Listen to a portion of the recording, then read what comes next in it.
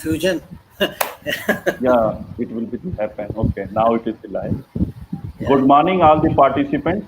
I welcome all of you in the third and final day of the three-day online program on ecosystem restoration and disaster management. In the first 2 days, we are listening to the different speakers. First day, the first speaker is the Dr. R.K. Maikuri from Garhwal University. The second speaker is Sri Ashish Panda from NIDM. And third one is the Professor C. Raj Sekran from BIT Bangalore. And the second day, the first speaker is the Professor Ganpati from the BIT Bangalore. And second is the Professor Ranjan Das from Assam Agriculture University. Third one, Dr. Avinash Sharma from BIT and National Center for the Cell Sciences, Pune. And fourth one is myself, Dr. Abhishek Chandra. And today we are welcome all of you.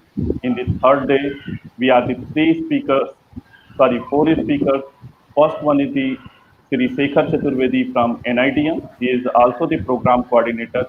And second one, Dr. Hardeep Rai Sharma from the Kurukshetra University and Professor S.R. Gupta from the Kurukshetra University, Emeritus Professor. And fourth lecturer is the Professor K.S. Rao from Department of Botany, University of Delhi. So I welcome all of you. Now I request to the Dr. J.S. Chandrasekhar to introduce our first speaker, Sri Sekhar Chaturvedi ji. Hand over to the Chandrasekhar sir. Thank you, Dr. Abhishek. So I am very happy to introduce Sri Sekhar Chaturvedi. So he is currently working as assistant professor in National Institute of Disaster Management in New Delhi. And also they are running the course diploma in computer application. He has been associated with this institute for more than 20 years. So his major areas of intervention are disaster management plans, community-based disaster preparedness, incident response system, so basic and intermediate, and accident-related disasters, particularly railway accident. And also, he is very enthusiastic in planning this management of disaster activities. So he is specialized in especially in railway accidents. So with this brief introduction, so I welcome Sri Sekhar Chaturvedi to give his lecture on this workshop. Thank you, sir. Thank you, Dr. Chandrasekhar, for my introduction.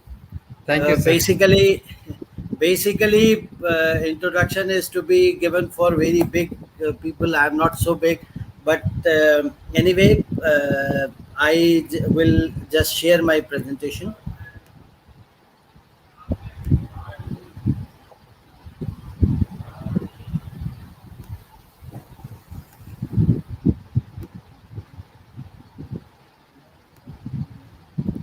Is my presentation visible? No, sir.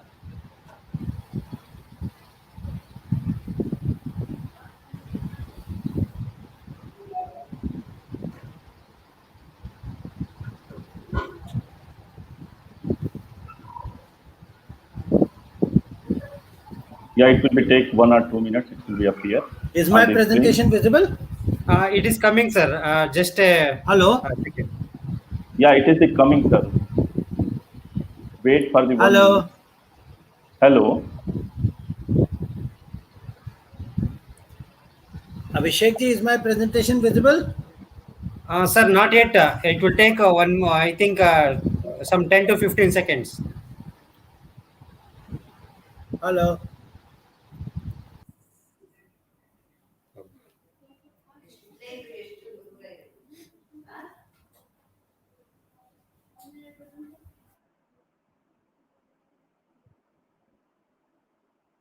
I think that there is some network issues.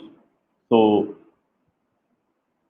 Sri Sekhar Chaturvedi is disconnected and we are waiting to the join again.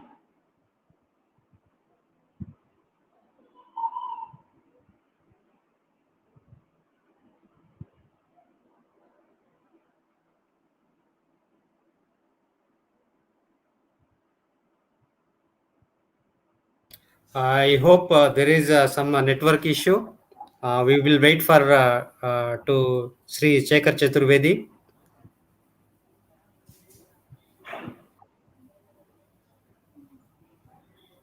Yeah, nowadays when we are using the online platform, so we are totally depend upon the internet connectivity. So sometime it will be the happen due to the internet connectivity. This problem is the happening, but it will be the not a big issue. Not It an will be issue, the not solved. an issue, sir. We will wait. Yeah.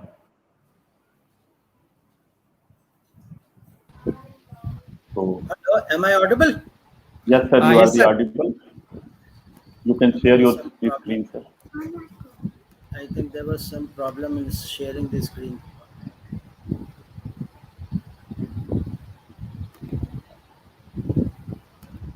No, Is sir, my your screen screen is visible? the Yes, yes, sir. yes, Yes, sir, sir. yes, sir. We Okay, are thank you. seeing your. Yeah. Thank you. So my presentation topic today is institutional mechanism for disaster management, and I'll also be talking some role which youth can play as a university student. So institutional mechanism, why it is necessary?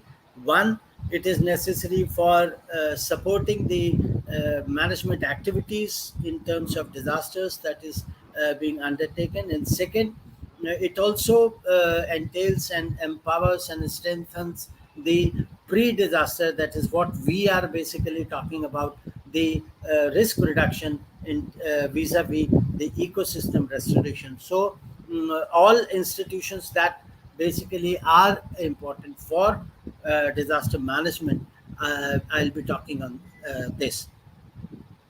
Let me talk about the genesis of disaster management in the country.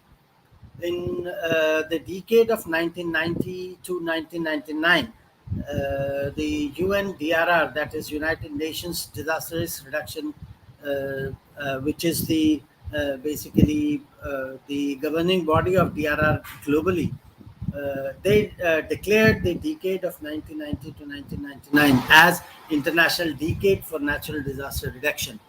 And during this decade, the idea of shifting from the responsive activities to pre disaster activities was signed by the UN agencies, that is, countries who were under the UN. And this decade was considered to be the uh, say the genesis of transferring the paradigm shift from the post disaster activities to pre disaster activities.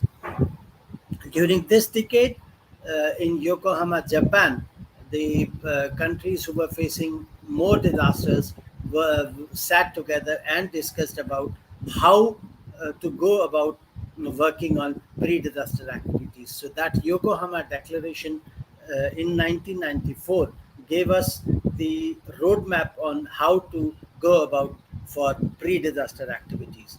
So under this, in 1994, Government of India, Ministry of Agriculture, which was the nodal ministry at that moment of time, they declared disaster, national disaster management program, wherein the Government of India was funding 18 different centers of the states for taking up the activities of capacity building and research in field of disaster management.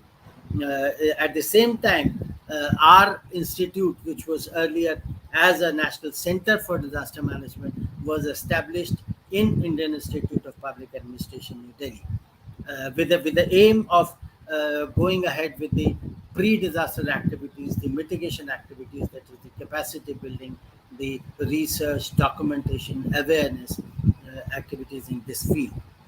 So we started our journey in 1994, and during this period, in the Hugo Framework of Action came up in 2005, wherein we the again the vis-a-vis of disaster management countries, they sat together under the banner of UN in Hyogo, Japan, to to review the activities which were being taken up by in the field of disaster risk reduction, and to also chalk out a roadmap ahead.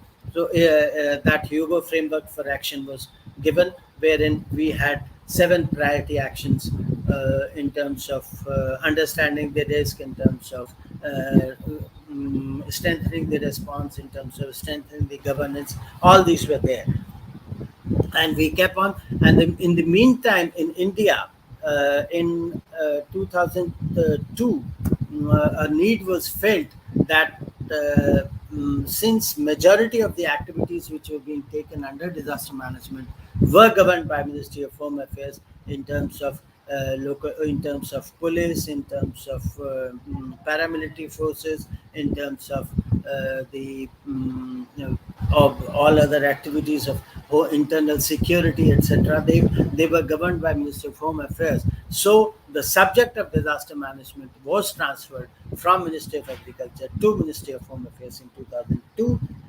And in 2003, our institute, which was till then running as a center, was upgraded to an institute.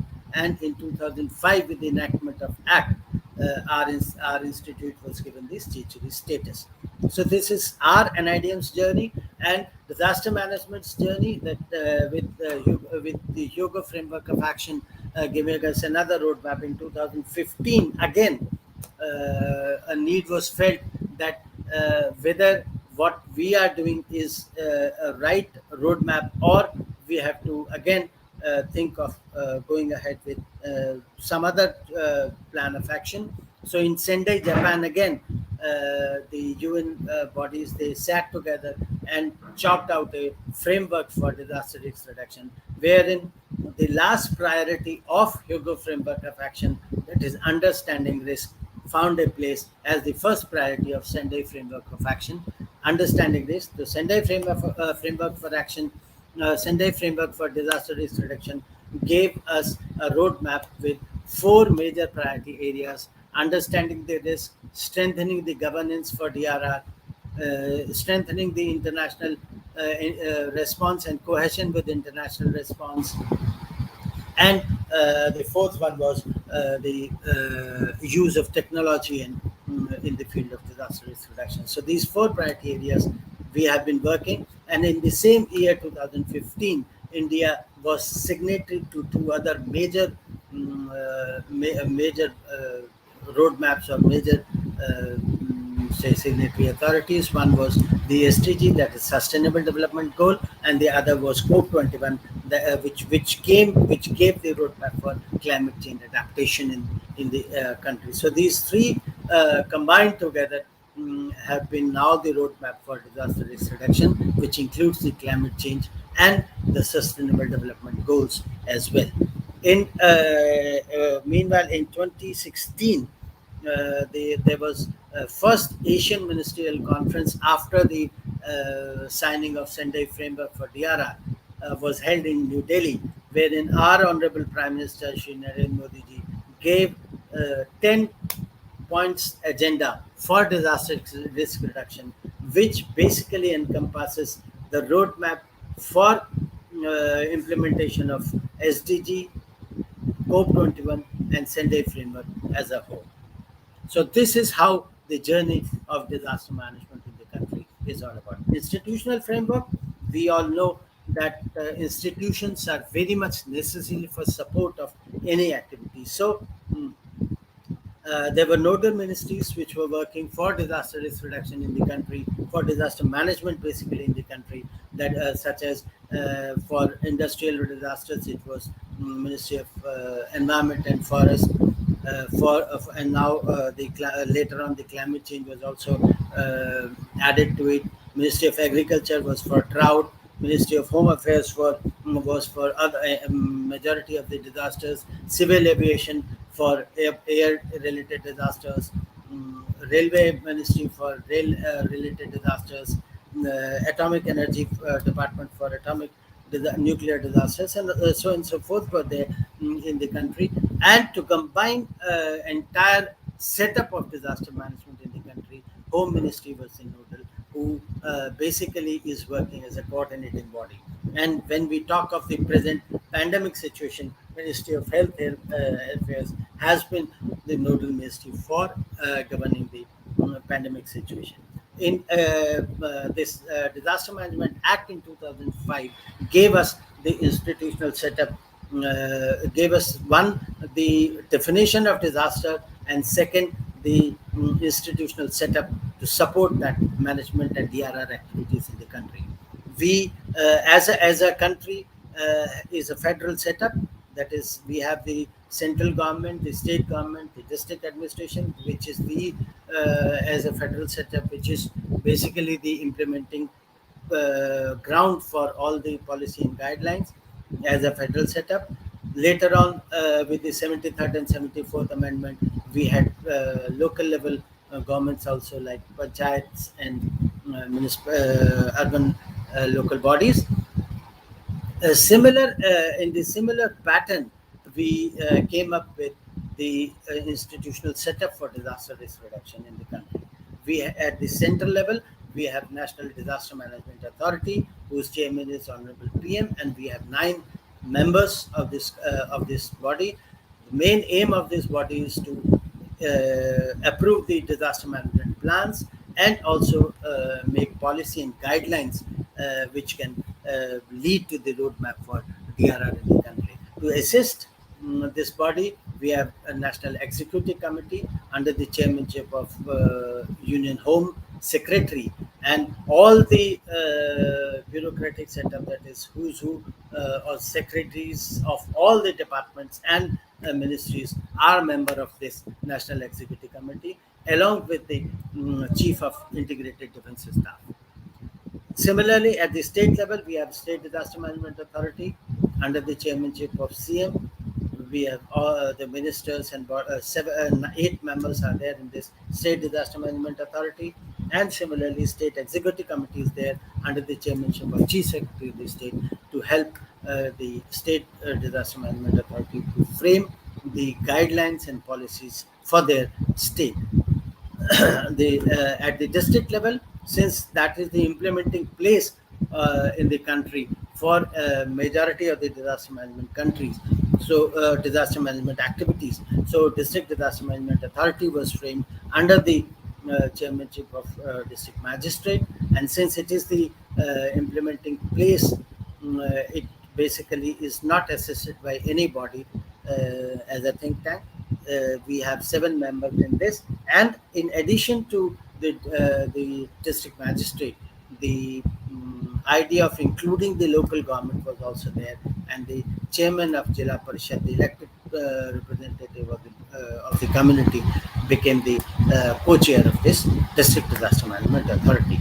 So this is the setup of disaster management in the country. Nodal ministry is Ministry of Home Affairs, and to assist Ministry of Home Affairs, we have the capacity building wing as National Institute of Disaster Management, and the response wing as National Disaster Response Force. National Disaster Management Authority, I've already discussed that it is basically the policy guideline making body. It approves the disaster management plan, which is being prepared, which has already been prepared by the NEC and has been approved by the NDMA. These are the activities of Disaster Management Authority. And to inform the August gathering of this program, if you visit NDMA's website, you will find that they have 30 odd guidelines on majority of the disasters and the related activities, which gives the roadmap of how to go about and who are the stakeholders of working. And for disaster management plan also, they have the National Disaster Management Plan is already there in their website, and also they have uploaded the frameworks for how to prepare the disaster management plans at the district level, state level, and institutional level. And also in 2009, they came up with the National Disaster Management Policy, which lays down the roadmap of the activities of different stakeholders, including the community.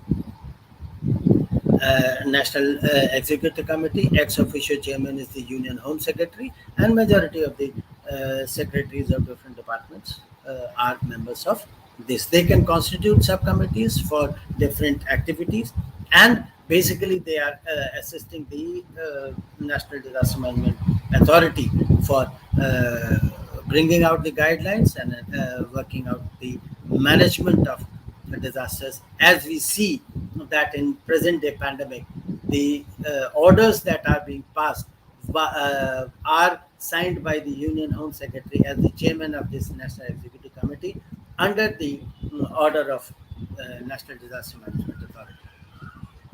Similarly, at the state level, we have a state disaster management authority with chief secretary, the head of assisting body, that is state executive committee. District level, it's basically responsible for implementing the national level guidelines, which are say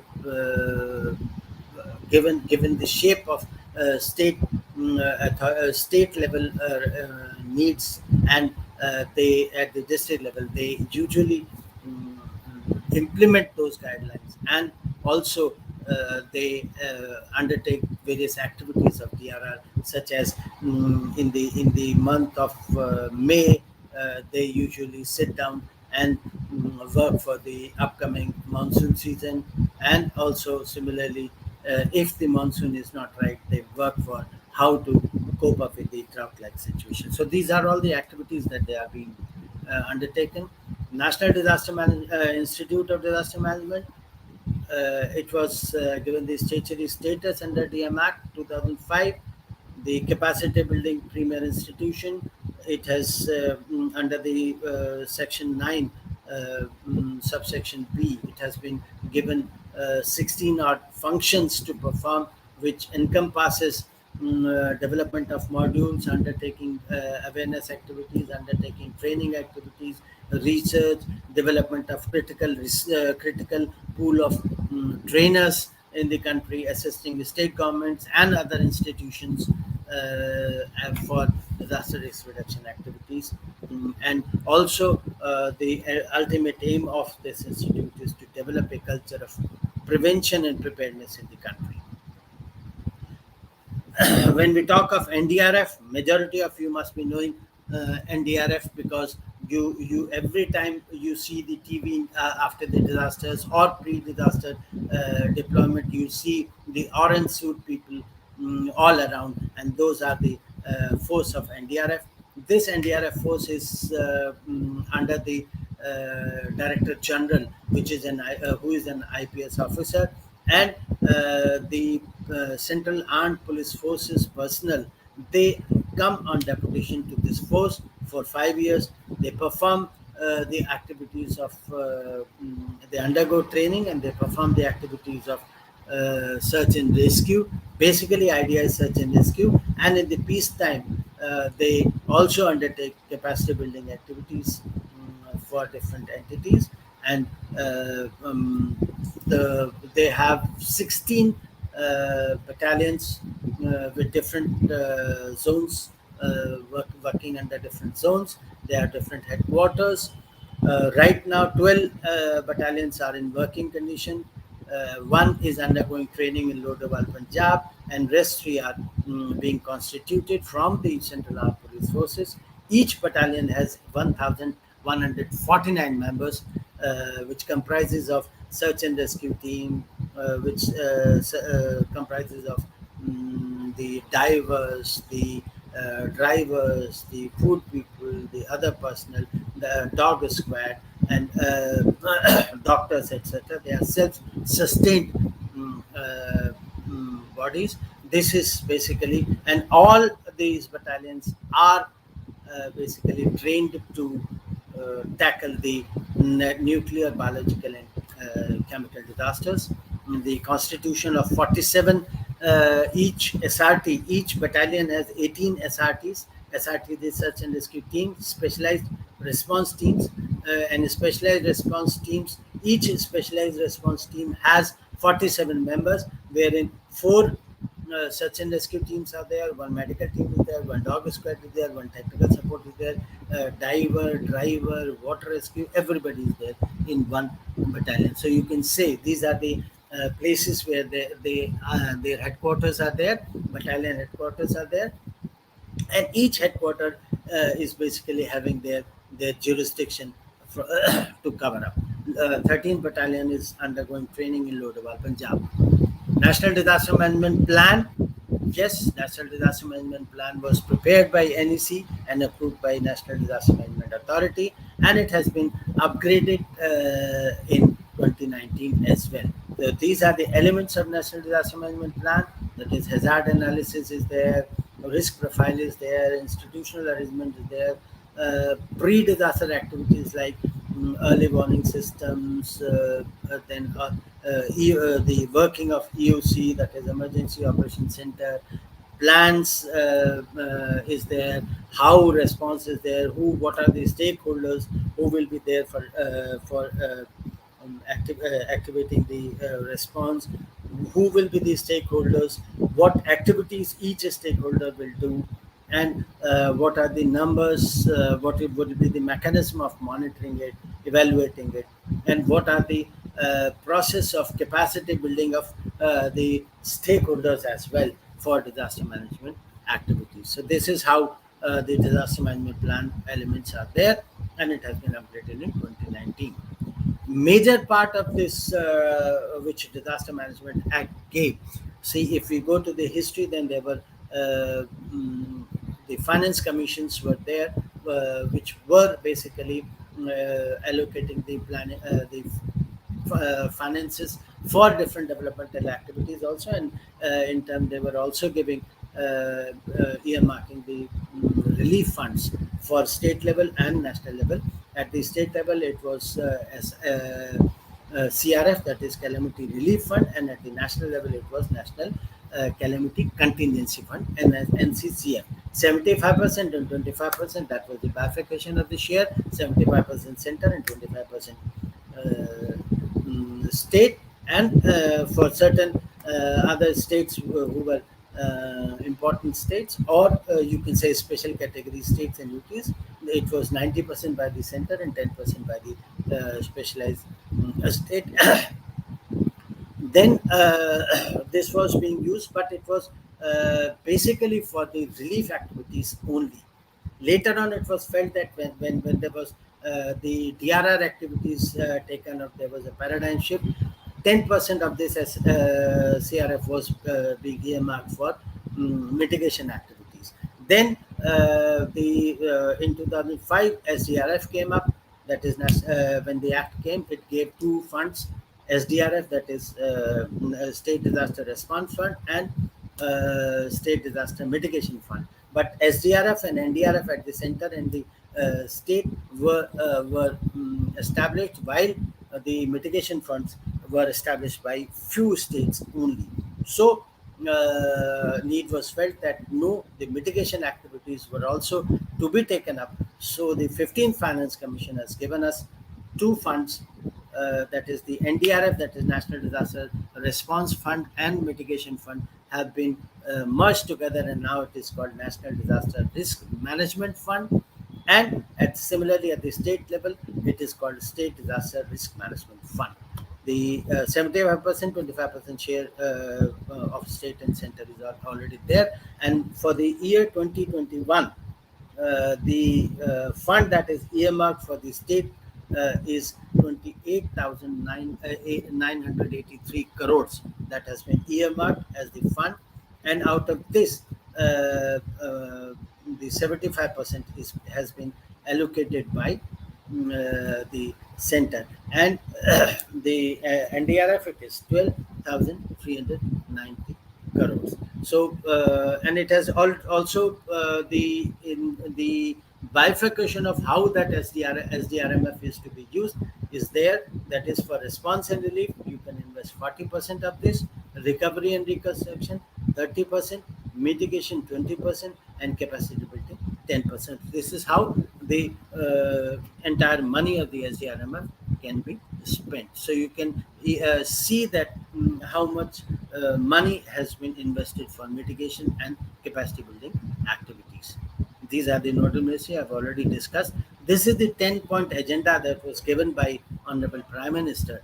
And when we go along with each of them, we see that not even a single entity has been left out. The Agenda 6 says that network of universities and institutions for DRR activities is to be established, and I am proud to say that NIDM has taken an initiative and launched the India Universities and Institutions Network for DRR.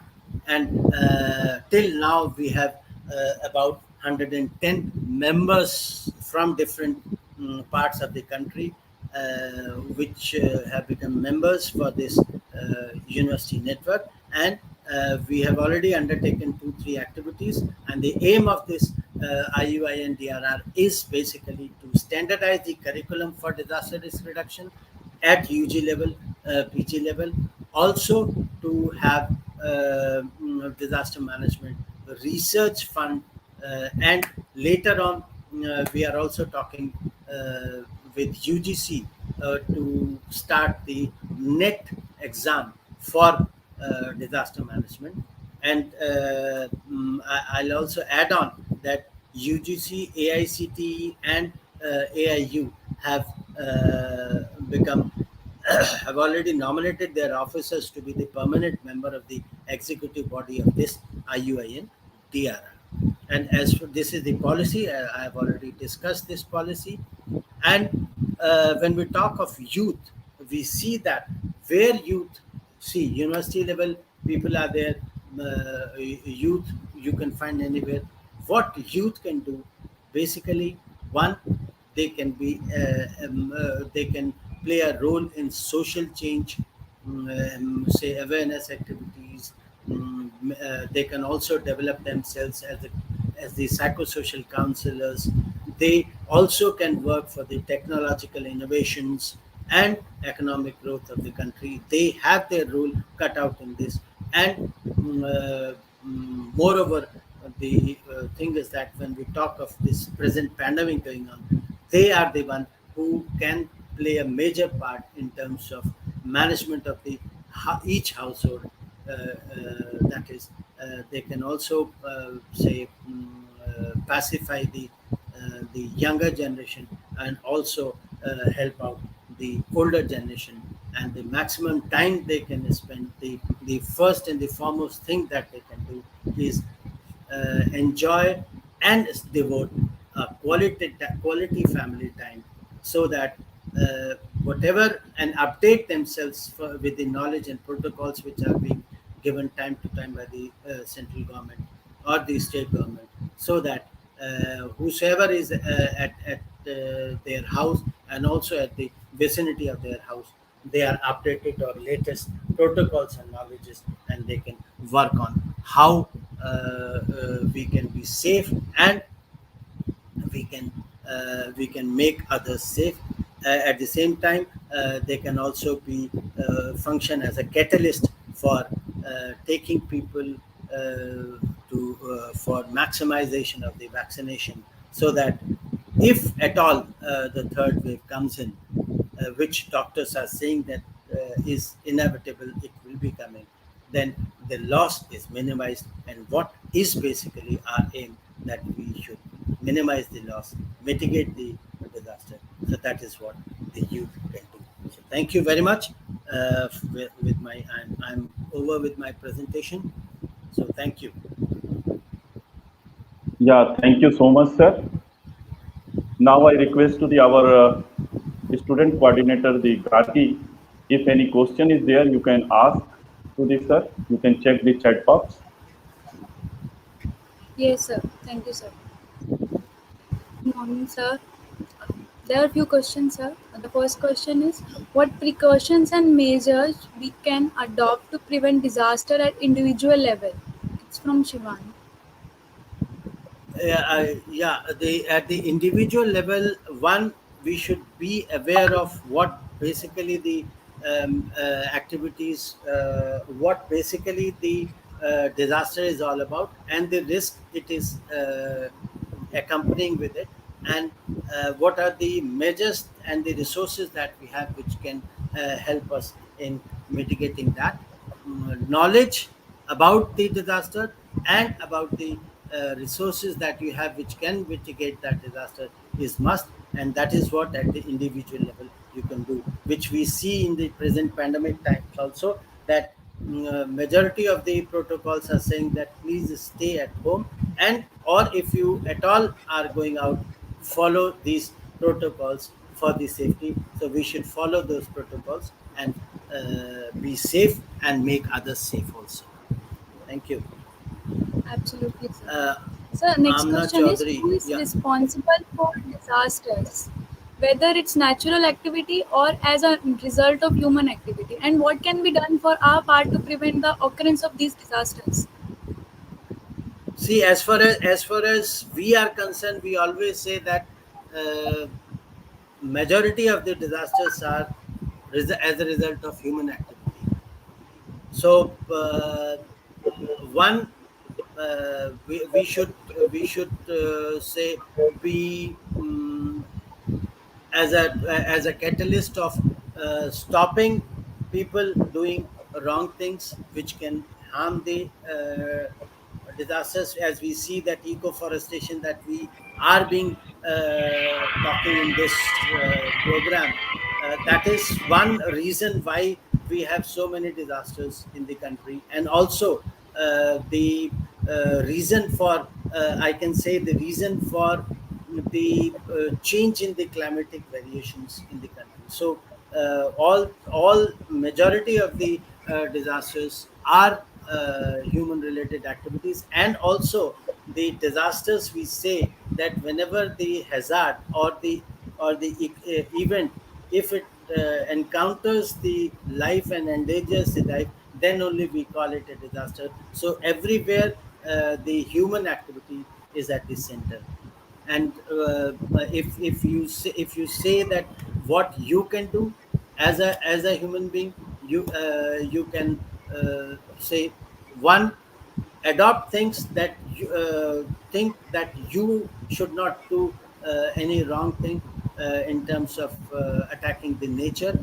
And at the second time also say create awareness among the people that if you are doing if you are say attacking the nature, then these are the disasters that risk that you are facing. Not only you are facing, but you will also be transferring that risk to your child. So that is what you can do as a human being. Absolutely, sir. Yeah. We should not personally attack environment. So next question is, why government do not take a positive steps in punishing the culprits of natural disasters like NTPC Tawapon case? See, the answer was given yesterday Yes, sir. by Professor Ganapati, that we cannot do away with the development. The only thing that we can do is that we keep our an eye of mitigation and preparedness open when we are constructing or developing anything. So that is the only thing. And if we see the developmental activities of the NTPC, say Rishi Tapovan, that led to a disaster, we see that was a glacier outburst which led to the disaster, and not the NTPC per se. So the only thing is that whenever we are doing a development, we just should keep the eye of a mitigation open and add on the activities of mitigation within the developmental activities. And when we see the why government is not taking action, so one, the development we cannot stop. That is why there has always been the other side of the punishment also there.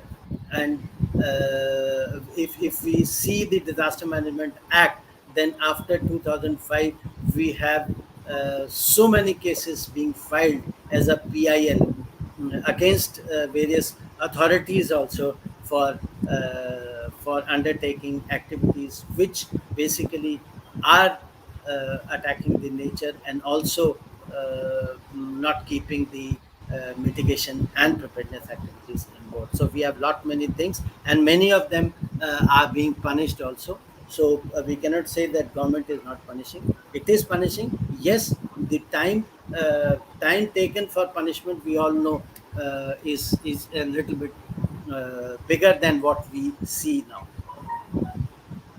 So, sir, next question is how we create more or effective awareness for our society about social carelessness. See, here again, I'll say that we are a human being who usually are governed by our whims and fancies, and also we are jolted only when we face a disaster. So what we can do, that if by say awareness activities, people are not following what the protocols are there, we should once give them the examples of so many wrath that has been created by the disasters, so that they can also face the disaster. We should say that you can also face a similar disaster, and your children can face a similar disaster in case if you don't follow the protocols. So maybe that can help. A stick can help if talks cannot help. Yes, sir. So next question is we talk about climate change and disasters, and we restore to practice like cloud seeding, artificial rain that is happening in Dubai recently. Are not we calling trouble for ourselves by trying to control weather and nature? Yes, we are, and say what in India, cloud seeding is being undertaken in India. Also, Karnataka is an example of that. We are doing attacking again. We are say playing with the nature, and we should be ready if that with the consequences of playing with the nature, as we see that the frequency of disasters have increased. So maybe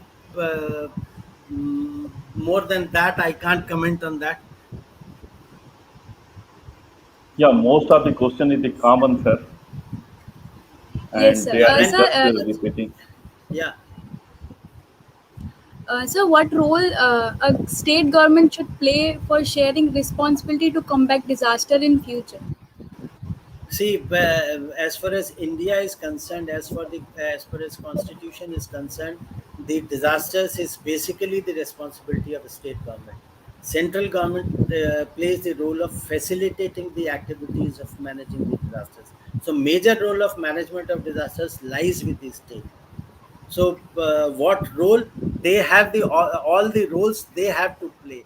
But recently in the Kerala floods of 2018, the central government was facilitating the activities of management of disasters, but at the same time Supreme Court gave a direction to the central government that you cannot sit idle waiting for the request from the state government. You should suo moto start preparing for envisaging the help that may be needed by the state, and accumulating the resources which can be sent to the state as and when the need arises. Yes, sir. So next question is what lessons Himachal can learn from Uttarakhand as both fall in zone fourth and fifth? See again, question is the Yeah, same. it is the continuation of the It's same the person. same The question. question is what what repeated. what The Hindu lessons Chaudhary is Himachal, see, lessons are so many. The proper construction practices, the proper follow of what the nature says about the hazards. What are the traditional practices that were being followed, and people were safeguarded from various disasters earlier. So all these activities, say we in Uttarakhand, we have a building which has withstood majority of the disasters for the past 350 years. It is still standing. So what was the construction practice that was followed? So the traditional mechanism that was being followed by the people of the hilly terrains should be the lesson that must be followed entirely in the Himalayan terrain, so that whatever construction you are doing is not enhancing the risk or endangering your environment, but it is just assisting them to reduce the risk. That is what the lesson is they can learn. Thank you so much, sir. There are so many questions, but I think we don't have so much time to answer all the questions. Yeah, sir. Over to you, sir. Thank you so much, sir. This question is the saying that you are the given to the so much nice presentations, and thank you so much for your informative and enlightening lectures. Now we are the proceeding for the second lecture for the today.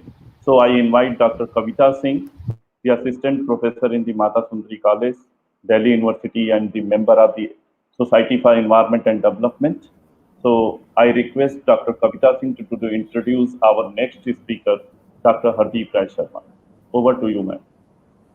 Thank you. Thank you, Professor Abhishek Chandra, for giving me this opportunity to welcome our next speaker, who is Dr. Harshdeep Rai Sharma. Sir will be enlightening us about prevention and control of waterborne diseases during hydrologic disasters. Dr. Sharma is presently serving in Institute of Environmental Studies, Kurukshetra University, Haryana. Sir is an brilliant academician with two masters along with PhD. He has almost 16 years of teaching experience. Moreover, Sir has published almost 51 national and international publications. Sir is a vibrant editor of many eminent journals like Environment and We, Journal of Environmental Biology, and so on. So, Sir is also a reviewer of almost 37 international and national journals. Sir has been a coordinator for e-Pathshala. Sir is guiding a lot of research projects along with the PhDs and MTechs. Sir is member of many eminent life member of many communities of environment and other relative. And Sir has done a lot of work on Yamuna River uh, and the rivers which are present in Haryana, which you can see from his academic publications. Uh, this is a brief introduction about Sir. Sir, it is endless to tell about your research and academics. So I'll take a stop over here and hand over this virtual platform to you. We welcome you, sir, for this enlightening second session of third day workshop. Thank you, sir. Over to you, sir.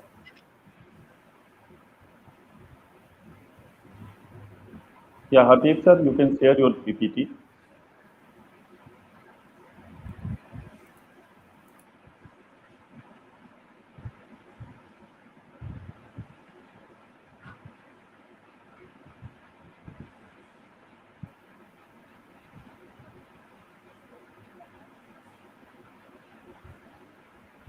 Good morning, everybody. I'm audible, Yes, sir, you are the audible. Yes. and is the slides are visible to everybody?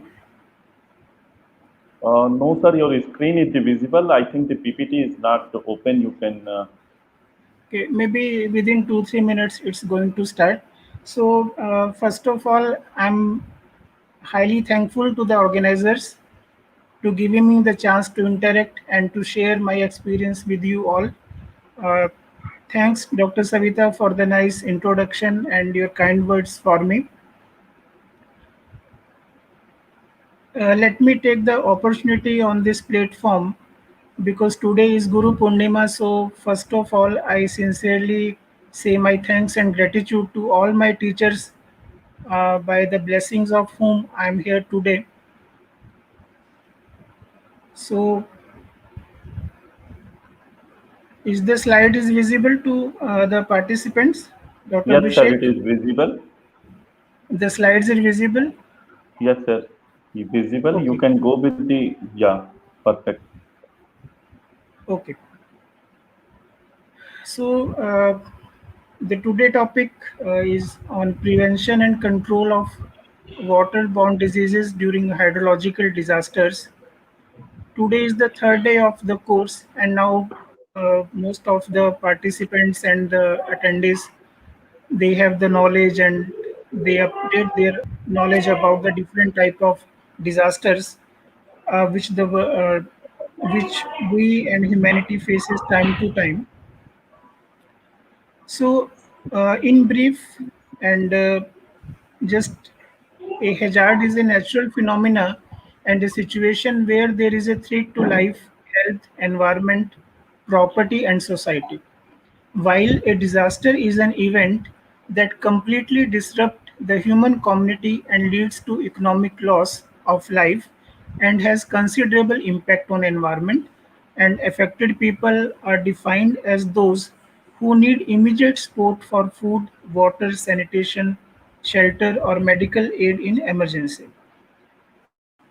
Water and sanitation are critical determinants for survival in the initial stages of a disaster. An adequate amount of safe water is necessary to prevent death from dehydration, to reduce the risk of water-related disease, and to provide for consumption, cooking, and personal and domestic hygienic requirements.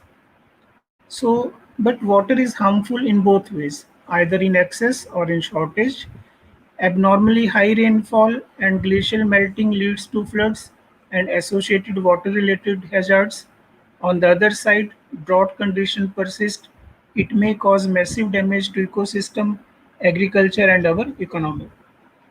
So just in brief, or we are refreshing that different types of water-related hazards divided into, you can say, five categories, and after that the sixth one on the extreme right is epidemic, which may spread from these hazards.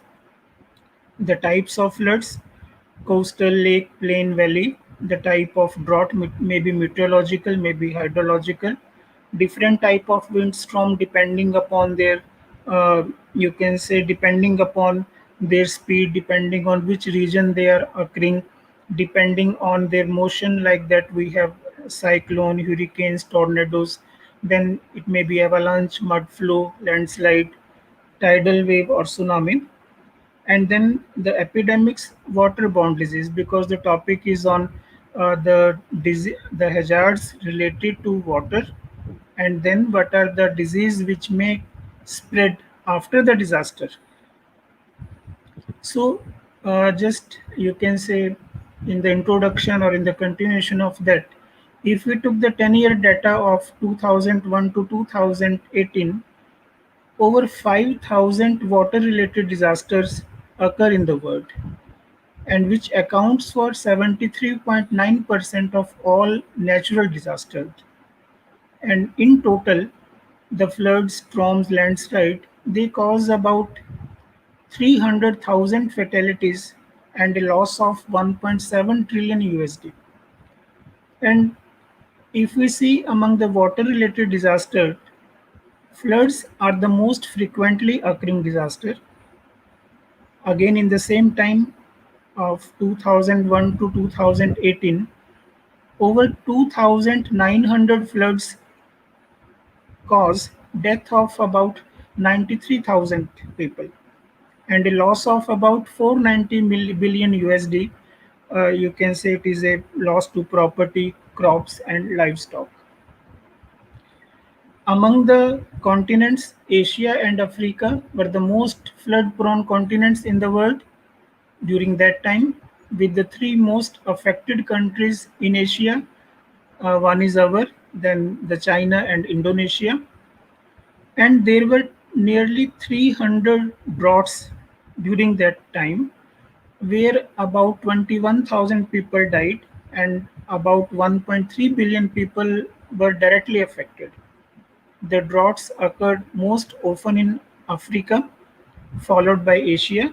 The data is there. And this paper is available free, a review paper written by the scientist Lee. And anybody can go through this one, and very nicely they compile all the type of disaster and the loss due to that in different continents. When flood occur, a large amount of water is contaminated because water from land rainfall drift and moves pollutants. As we know, water is an universal solvent. The surface runoff phenomena, the leaching and percolation phenomena. Due to this, the water is polluted. Whereas in the case of drought, because there is the shortness, there is a crisis of water, especially the safe water or the fresh water availability is not properly available. So just we can see that at the first slide, we remember or in our memory about Kedarnath floods. Commonly we say, but it is, you can say, the flash flood in Uttarakhand, which happened in you can say 16th to 17th June 2013, due to the cloud burst in the Uttarakhand. Uh, Out of 13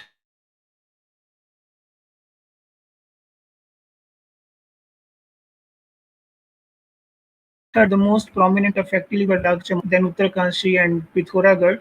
The, you can say, Bhagirathi, Alaknanda, these rivers, they were just burst out, and you can say 5,000 people died due to this one. So this is one of the water-related disaster, and the most serious consequence of flooding is large-scale contamination of drinking water, as we just mentioned in the previous slide. And the drinking water is contaminated because of you can say microorganisms. It may be the mixing of the sewage water, different type of pollutants, maybe agriculture runoff, or maybe chemicals from industries, and they may cause serious illness. Standing water can serve as a breeding site for the vectors, that is mosquitoes. Displaced human populations lacking shelter are likely to encounter contaminated water, animals, and vectors, while those in the temporary shelter may be subject to infections associated with crowded living conditions. So this is another, you can say cloudburst. It occurred, you can say, 2017, and there was, you can say, the Manali Leh highway was blocked, and about the travelers were stranded 17 hours on this at this place, and you can say such type of things it may happen. This one. Then this is a, you can say, peak of the NDRF rescue operation during Kosi flood Bihar, and it is, you can say, 17th July 2008, when the Kosi river just burst out. You can say, no doubt, the it was in the Nepal border, but just 8 kilometers uh, from India. And finally, you can say the many districts of Bihar, especially the Supol, Saharsa, Madhepura, Araria, and Purnia districts. They were badly affected, and about it caused about 500 deaths. And you can say this is another one, the example of Hurricane Irma, which occurred in 2017, and it struck, it, you can say, landfall in the Florida area of America. And Saint Martin is a country, small country. The half, it is an island nation. The half part is under the French territory. The half of this one is a small country. And if you visit the website of this country, they mention on their official website the November month is the month of uh, cyclones, the month of hurricanes. And imagine the disaster Irma come in 2017. Up to 2019, the small country is facing the problem to rebuild its buildings, its industries, and its the things. You can watch, you can see the uh, pics on the Google. Up to 2019, even after that, from help from the other countries, they rebuild themselves. And against thing, the previous one was the floods, and due to the floods, landslide occur in Uttarakhand, again causing so much of problem we know. And maybe the youngsters and the people know the movie came after the Kedarnath, no doubt, but maybe it reflects something of that. Then this is the aftermath of tsunami, and it is in the Chile in, you can say, 27th of February 2010, was a earthquake of 8.8 Richter scale magnitude. It came in Chile, and there was no time. to alert for the tsunami. Within 15 minutes, you can say the waves, uh, the sea tides up to 2 feet high. They just cause this so much of havoc. About, you can say, more than 500 people killed, more than 12,000 people injured in this tsunami of this one. Even in India, we have the tsunami in 2004.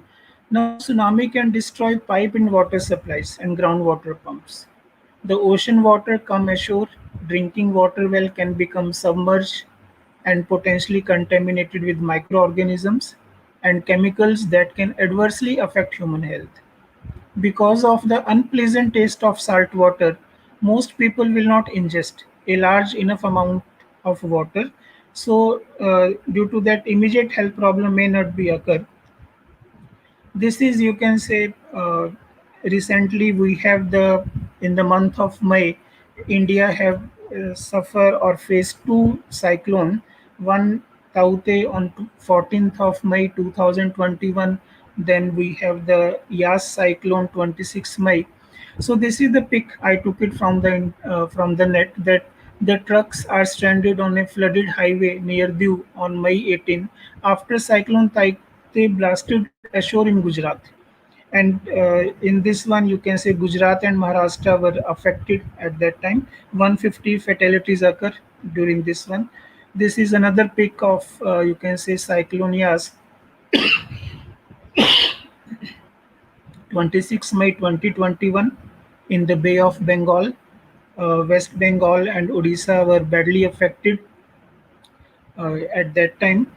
This is now, this is a peak of drought, and this is, you can say, just recently 2 years back from Chennai, June 11, 2009, and you can see in the peak that the women are fetching water from an opening made by the residents at a dried up lake in Chennai.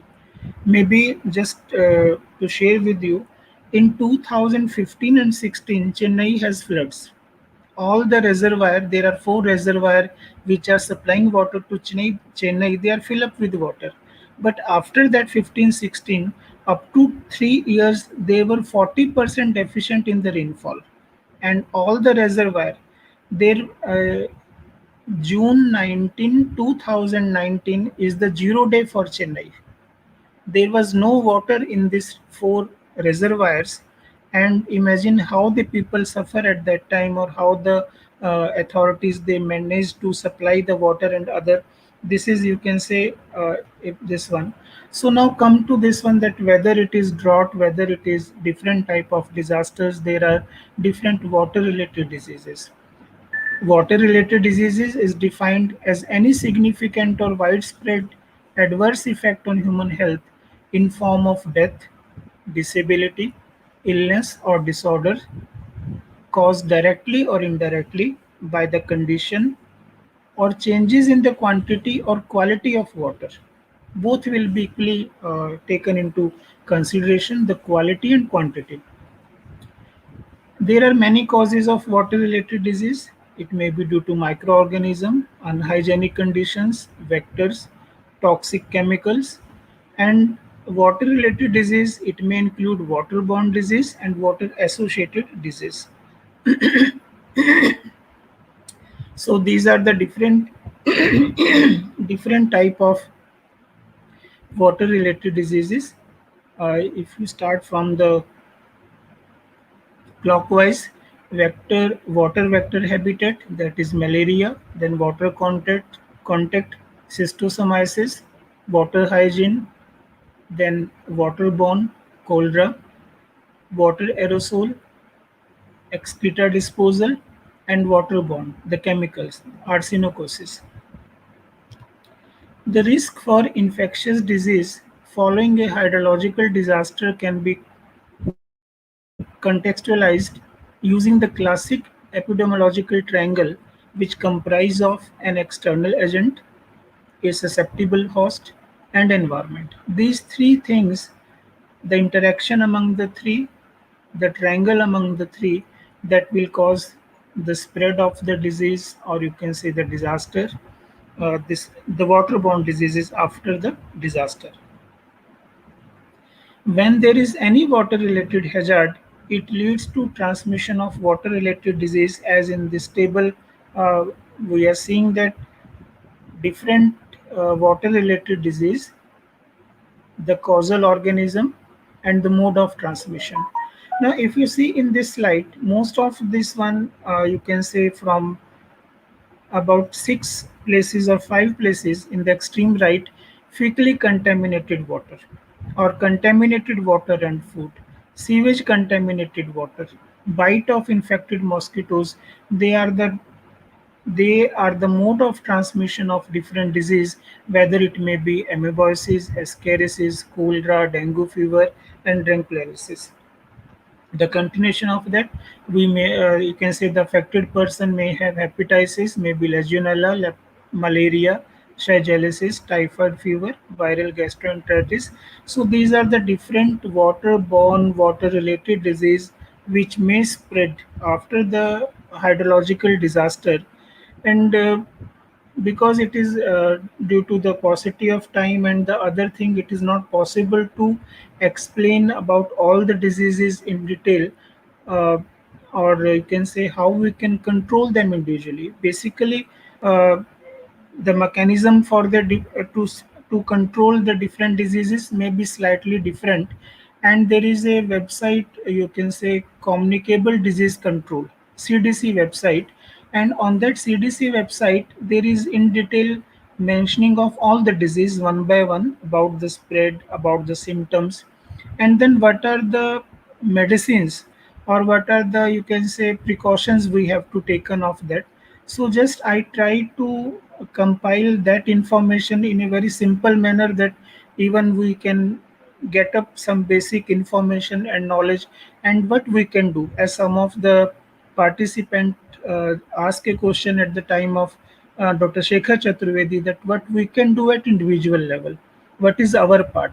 Our part is that if we aware of that a disaster is coming, because in our country we have a very good phenomena of you can say telling the people in advance that uh, in case of even Yas and Taute, 10 days before the news was start coming in the newspaper and television and national channels that it is going to struck. And then after 2 3 days, just 2 3 days before, it was finally decided that yes, this part of the state is going to be landfall by this Yas and Taute. And during that time, if you remember, the center was sending NRDF teams, evacuation of people was started already, and then you can say due to that the casualties were very less. In the case of Yas, we have only two casualties, just which reported till now. No doubt some may be missing and other, but you can say individual level awareness. We have to be prepared for these disasters and other. And then what we can do, especially in the case of water related disease, that you can say prevention and control of waterborne disease. The one thing is that uh, just in basic, overcrowding, poor regional design and hygiene due to poverty, dirty drinking water, rapid climate changes, and natural disasters. They can lead to conditions that allow easier transmission of disease. Once it has been established that an emergency condition exists, there must be a prompt and thorough response for communicable disease control. Now, the overall goals, what we have to do, what is the, as already Dr. Shekhar Chaturvedi he discussed and in his presentation, that rapid assessment, prevention, surveillance, outbreak control, and disease management are the ultimate goals, overall goals for to prevent the disease. Uh, in the prevention, it is the shelter, site planning, cleanliness, vaccination, vector control, and awareness are important to control the spread of this disease. Excuse me. So the different phases of outbreak of diseases. The disease transmission or outbreaks may be seen days, weeks, or even months after the onset of the disaster. And three clinical phases of natural disasters are, there are three phases. The phase one is the impact phase, lasting up to 4 days, starting from day 1 to 4 days, and it is usually the period when victims are extricated and initial treatment of disaster-related injuries is provided. N means 0 to 4 days, the first phase. Then the post impact phase, it may be 4 days to 4 weeks, the period when the first wave of infectious disease, it may be air, waterborne, foodborne, other, they might emerge. And the third phase is recovery phase. After 4 weeks, when the symptoms are there, the patients who already got the disease, the incubation period is over, and they will have different type. The diseases are clinically apparent. During this period, infectious disease that are already endemic in the area, as well as newly imported ones among the affected community, may grow into an epidemic. Now, what are the basic things? What are the points which an individual level, or we can try, or we can let the people know that they can manage just to reduce the spread of the disease, just to save ourselves, just to be safeguard ourselves or our near and dears at that time? So the water, it must be available. Maybe you can say in some of the literature 7 liters per person per day in extreme situation, but it must be clean.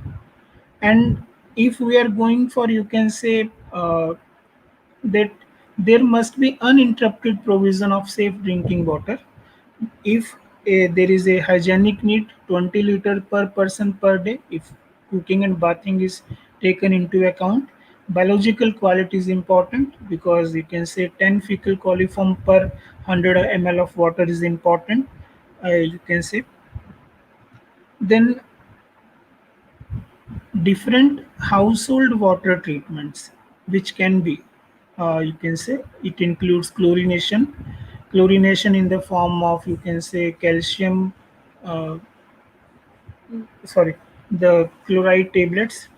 Then filtration, solar disinfection, we may have, you can say, are effective in improving the microbiological quality of drinking water, and thus preventing the risk of waterborne disease. At household, you can say, household based approaches did not play a significant role in the initial phase of a disaster. At that time, boiling can be possible, and chlorine can be used to disinfect water. I'm just sharing my example. I saw people, I was in Ethiopia, uh, and where I saw the people who are living near the rivers, nearby to the rivers, and there is, you can say, if there is a scarcity of water during some period, those people, they will dig the, you can say, the river bed, and the water will be fill up in this, you can say, pit after some time, and by using the cotton cloth, they will filter that one. And this solar disinfection, I saw there also, that the people will keep the clean water, the water which they are going to use for drinking purpose, in the sunlight for 2 3 4 hours, and they will cover it by the cloth in a such a manner that the cloth will not dip into the water. After 3 4 days, those people are drinking that water. So because you know that solar radiation of UV rays and other, they may be strong disinfecting agents, that can be done in this one. So this, you can say, and even the one of my scholar, she did the work on this different type of household water treatment practices. And even in Haryana, rural areas of Haryana, the people are preferring the boiling method if they suspect that the water may not be clean. No doubt many people, and you can say ROs are very common nowadays. The government is supplying the chlorine tablets through a ASHA worker or Anganwadi people, like that. Then uh, now you can say the supply of water. I'm just showing the two pictures to you here of both the train. This picture is showing that the water is carried from Mira station, Maharashtra, to Latur in 2016 during the drought period. there was a drought there, and you will see the one container or the one tanker, it has a capacity of 54,000 liters of water in one tank, and these trains are known as water trains. Now, this is in the time of flood, sorry, in the time of drought, when the water trains are used, and the next picture is water train during floods time also. So, to ensure the water supply to the people after the disaster, that is the utmost priority. And this is our Indian examples at how the Indian government or the state governments are doing their best. And if in this picture we see, as per Directorate of Health Services Kerala, there were recorded 846 cases of dengue fever after these Kerala floods. About you can say 191,945 cases of acute diarrheal diseases, then malaria, chikungunya, leptospirosis were reported after that.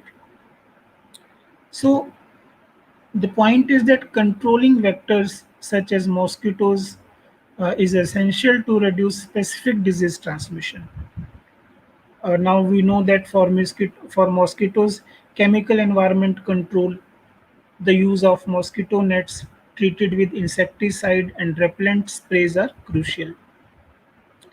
In the case of, you can say, vectors such as flies, mites, lice, fleas, hygiene, and other, we can insecticide use and repellents are the key factor to in the prevention of the disease. Food supply for the needy is crucial in preventing the disease, because many times malnutrition is also a cause of the disease, because a person with malnutrition will be immunosuppressed and more likely to contract disease, as well as less likely to survive the physical toll of any infectious disease. In addition, as with water, sanitation of food is important, and undercooked food can lead to disease. So, better to avoid raw food, better to avoid raw vegetables and uncooked food during the disaster times.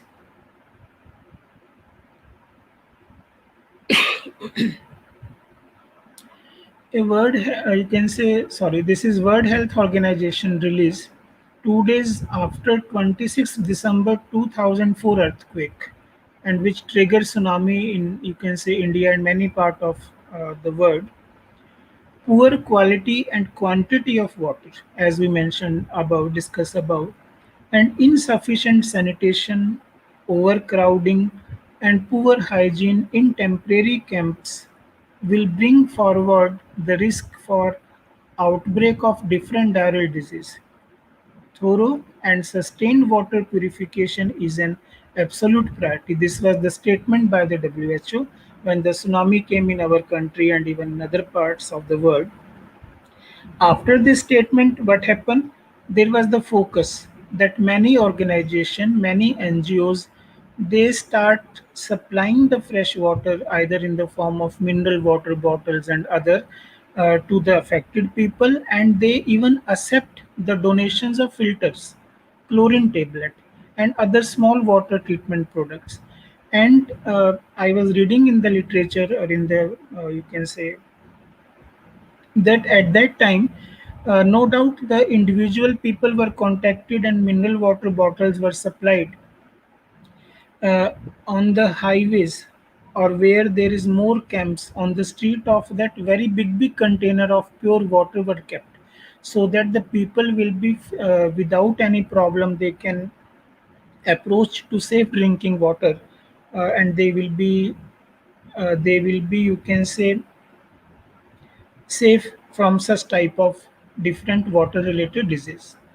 Then waste disposal is important, because we know that this waste disposal, if it is improper, it may attract, it may cause different diseases. So the proper management must be there, and but during the disaster time we are not in position for different techniques. Only, you can say, like, areas for excretion should not be near water sources, and they should be maintained with detail for sanitation. Pits to dispose of the content should be created. We can digging in the pit, 2 by 2 pit, putting there, cover it properly, so that flies, they will not attract smell like that.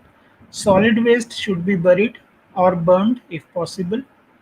Liquid waste from the bathing should be diverted into either stormwater drains or, if in a dry area, to an isolated, separate pond for disposal at a later time. Medical waste. Medical waste should be incinerated, preferably near the camp itself, making sure the content do not travel to other part or other places. Disposing of the dead involve burial to at least 1 meter below earth. In most cases, the body should be wrapped in a body bag, but it depends upon the religious ritual, the religion, and other that as per this one. The clothing and the other contact item of the disease should be burned. With cholera and other diarrheal disease, the body should be disinfected with 2% chlorine solution. Now, another basic things, avoid eating raw fruit or food. Always eat only well cooked food. Wash and peel all fruits and vegetables before consuming. Drinking plenty of fluids. It may be the ORS, if availability of lime or coconut powder, coconut water depend upon the reason, uh, to stay hydrated, and it resists falling prey to the epidemic prone diseases. Washing hand thoroughly using soap and clean water, that we all are doing nowadays from 2 years, from March 2020, to save ourselves from this corona epidemic. Different wearing of the mask, cleaning of the hand, using of disinfectant, so like that, because we know this disease which, the 5 F for food, F for finger, F for feces, like that, these are the, you can say, mechanism of spreading the disease. So implement vaccination campaigns, maybe tetanus to the injured people, measles vaccine to the people below 15-year-old, depending on the areas, depending on which type of epidemic spread after that or what are the things. Then access to the primary care service is critical to prevent, early diagnose, and treatment of a variety of diseases. Now, if we come drought, floods, plenty of water, drought, where every drop of water will count. And you can say during drought, water consumption and withdrawal of water from surface and underground water aquifer increase, leading to greater clean water shortage. There is a water crisis during the drought time, and drought will impact on air quality, sanitation and hygiene, food and nutrition.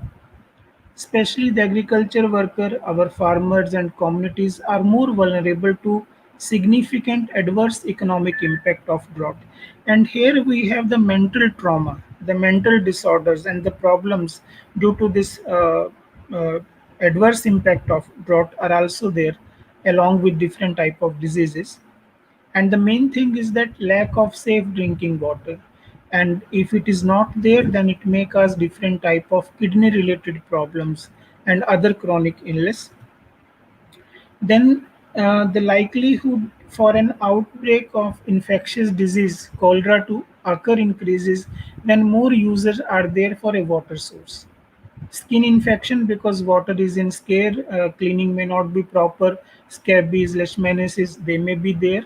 Personal hygiene, cleaning, hand washes, and washing of fruit, as we discussed above, that if possible we have to do it.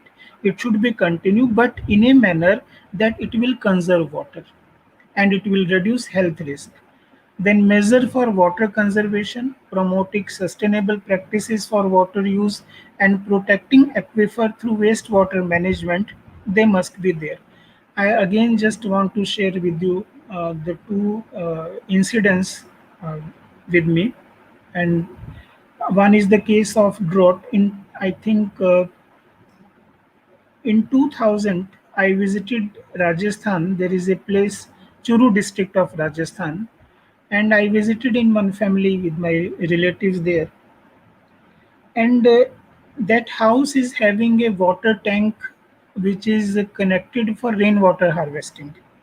And the water tank was below ground, only the upper part was visible, and they were putting in a lock, key lock was there.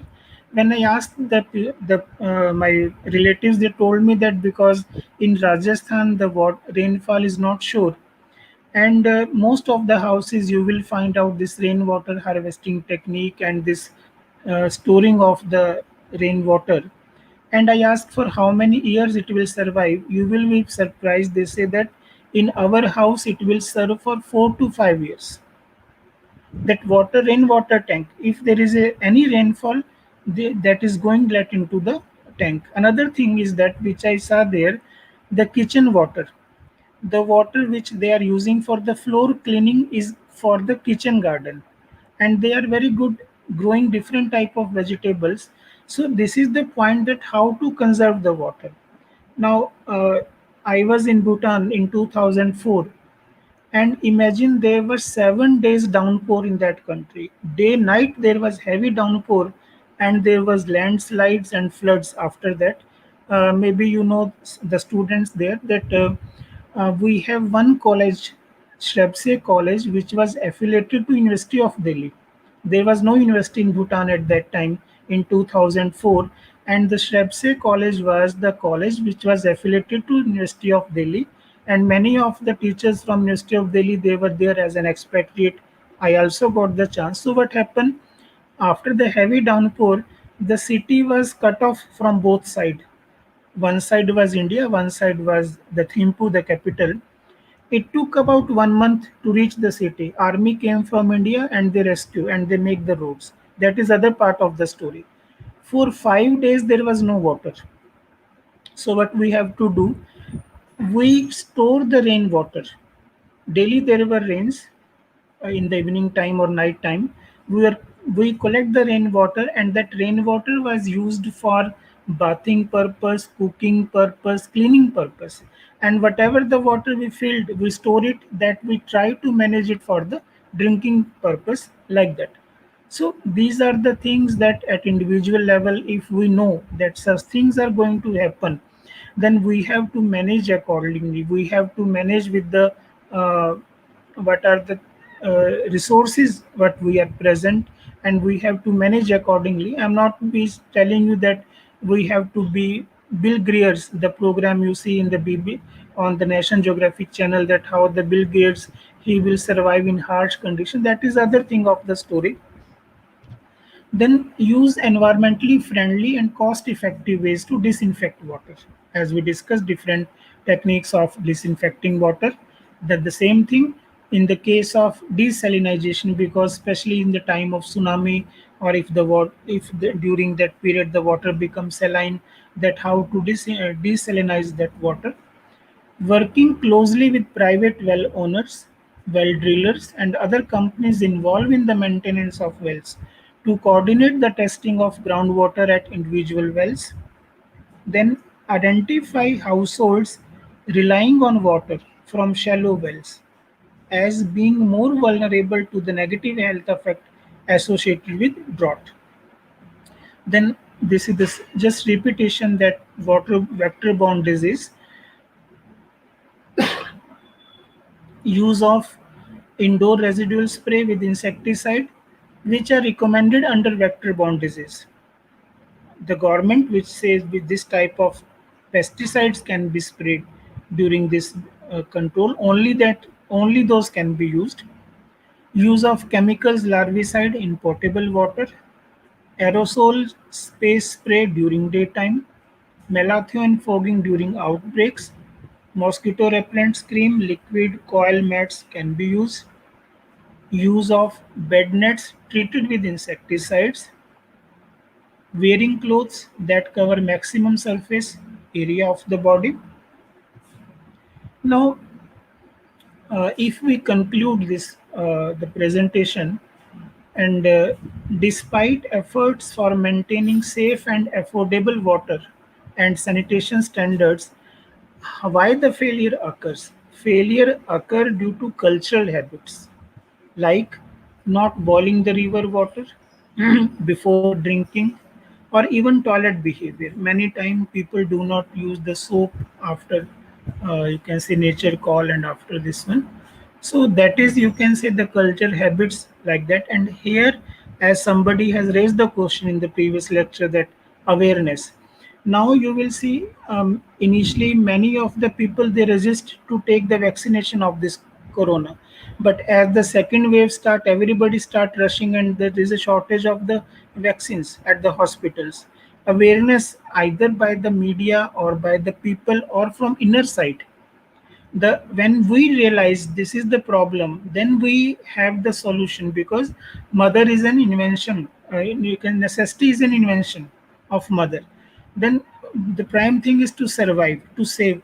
And the last, you can say, in the conclusion, what is required, what we can do practically: prompt and adequate prevention and control measures, and appropriate case management and surveillance system are essential for minimizing disease burdens. So here you can say these are the references. The third reference, which I was saying, that the Lee et al.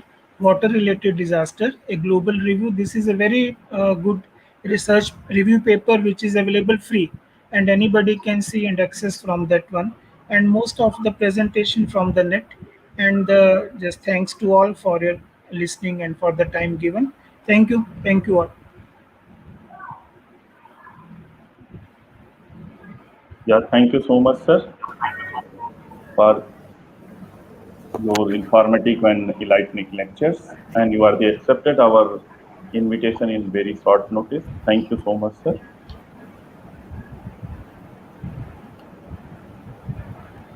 Good afternoon, sir. We have some questions for you. Do you think dams in Tibetan region can lead to any disaster in future? Pardon, please. Do you think dams in Tibetan region can lead to any disaster in future?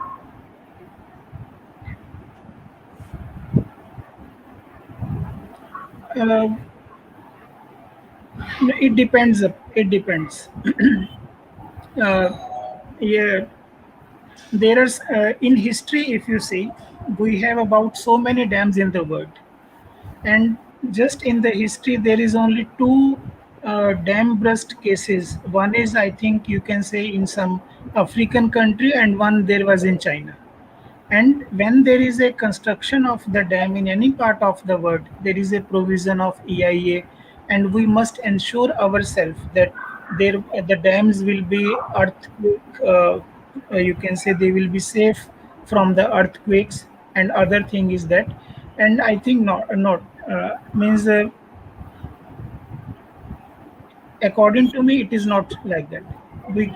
The dams, they may not be. I can say. All right. So the next question is: can we prevent water from being contaminated at the time of water disasters, and how can we take care of consuming fresh water? Hello, online. So here you see that, as I mentioned in my lecture, that we have a very good system of prior information of the disasters. After how many days, even if you see, uh, from 2 days it is coming in the newspaper that from three coming 3 days there will be heavy rainfall in Haryana. Orange alert has been issued for many districts of Haryana. So the point is that if we know that certain things is going to happen, so at least we can try to be in house, we can try to preserve or can have something in the house, so that we may not to go out for other things. And the point is that, no doubt, only in the case of earthquakes and tsunami, they are not predictable.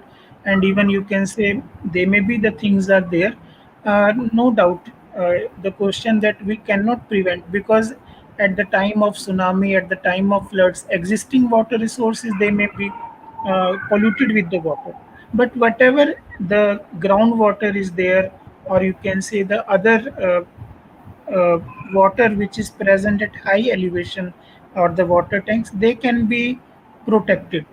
Uh, Imagine in the case of 2019 drought, the police protection was given for those wells and water supplies in Chennai, to just to protect them from looting. Water theft is there. So at least these practices they should not be there after the disaster. We can, you can say, try to protect some of them, the existing resources, and managing the supplies accordingly can be done. Thank you. So the next question is, as we know, hydrological disasters is in some or other way accompanied with WRDs. So what could be done to avoid this? See, there are two type of disasters. The one is natural disaster and one is anthropogenic disasters. So we cannot, you can say, control the natural disasters. Only uh, we can prevent ourselves from the casualties. We can prevent ourselves from the effect which they may cause, which they may be going to cause. In the man-made disasters, you can say, being maybe many of the students, even Dr. Abhishek and other, all from environment science, the climate change phenomena and other, they can be somehow we can control or we can try ourselves. Many things are there in this case. So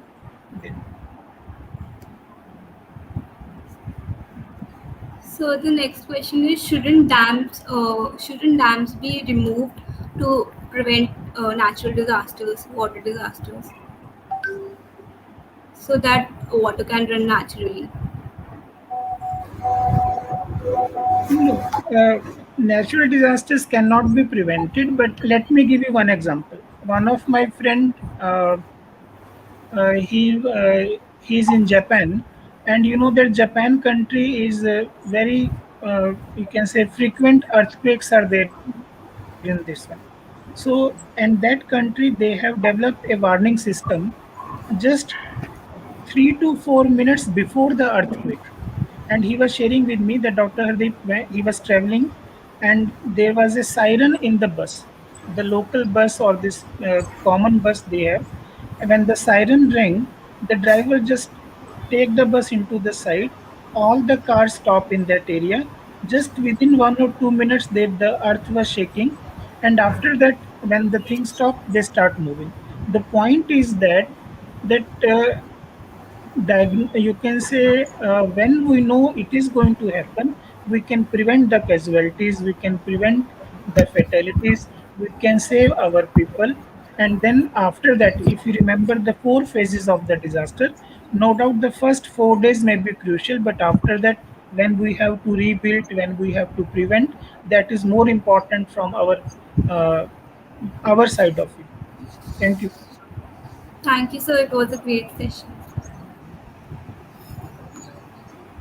Yeah, Thanks a Dr. lot Kavita, for you your. can summarize the session. Thank you, Hardeep sir. It was great to listen to you. Thank you, sir. You have covered all the events from 2001 to 2018, giving an insightful about water disasters, actually including floods, droughts, and covering many countries. China, Indonesia, India, Bhutan. There were so beautiful ground level case studies which I enjoyed, and I think all the audiences over there must have enriched themselves with those case studies. And thank you, sir. You have really enlightened us about what a vector habitat along with phases.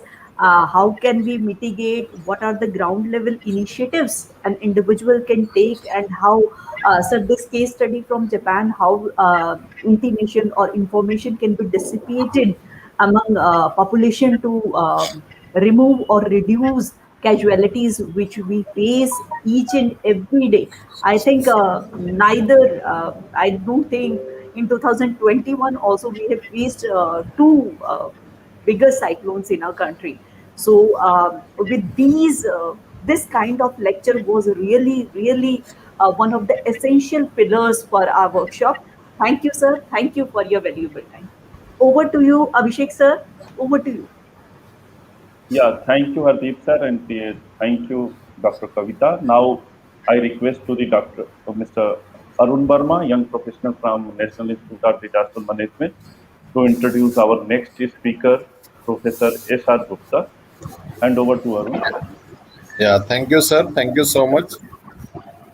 Friends, after a session of Dr. Hardeep Sari Sharma, now I would like to invite Professor S.R. Gupta, Emeritus Fellow, Department of Botany, Kurukshetra University, Haryana.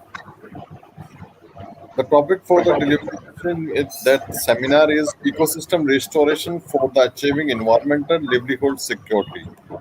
We talk about Dr. S.R. Gupta, former professor of botany, dean life sciences, and emeritus fellow of UGC, is a well-known ecologist nationally and internationally who has taught Department of Botany and at the Institute of Environment Studies at Kurukshetra University, Kurukshetra, India.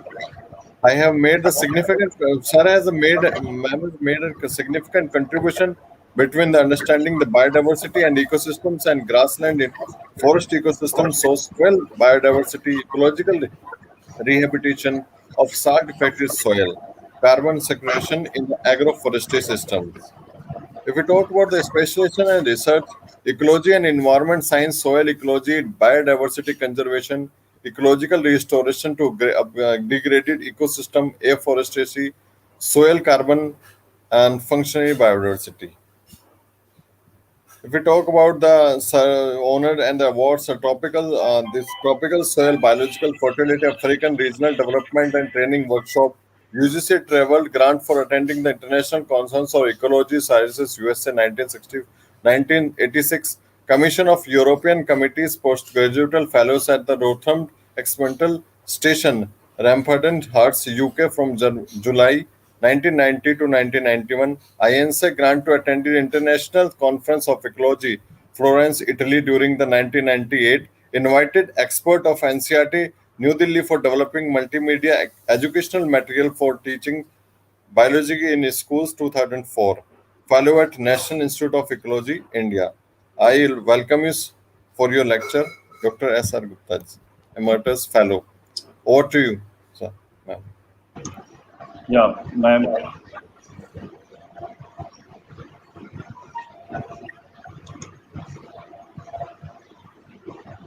Okay, thank you so much for your nice words for me. So it is the honorable patrons of this course and the course coordinators, Dr. Chaturvedi, Dr. Abhishek Chandra, and dear participants. It is indeed a great privilege for me to be with this afternoon for this online training course for the students and for the young professionals. And the idea is to sensitize the young students and the professionals in the field of ecosystem restoration and disaster management. Because all of us have a common goal that we want to ensure a healthy planet for the benefit of the people and for the future. So, I will be sharing my screen for my lecture.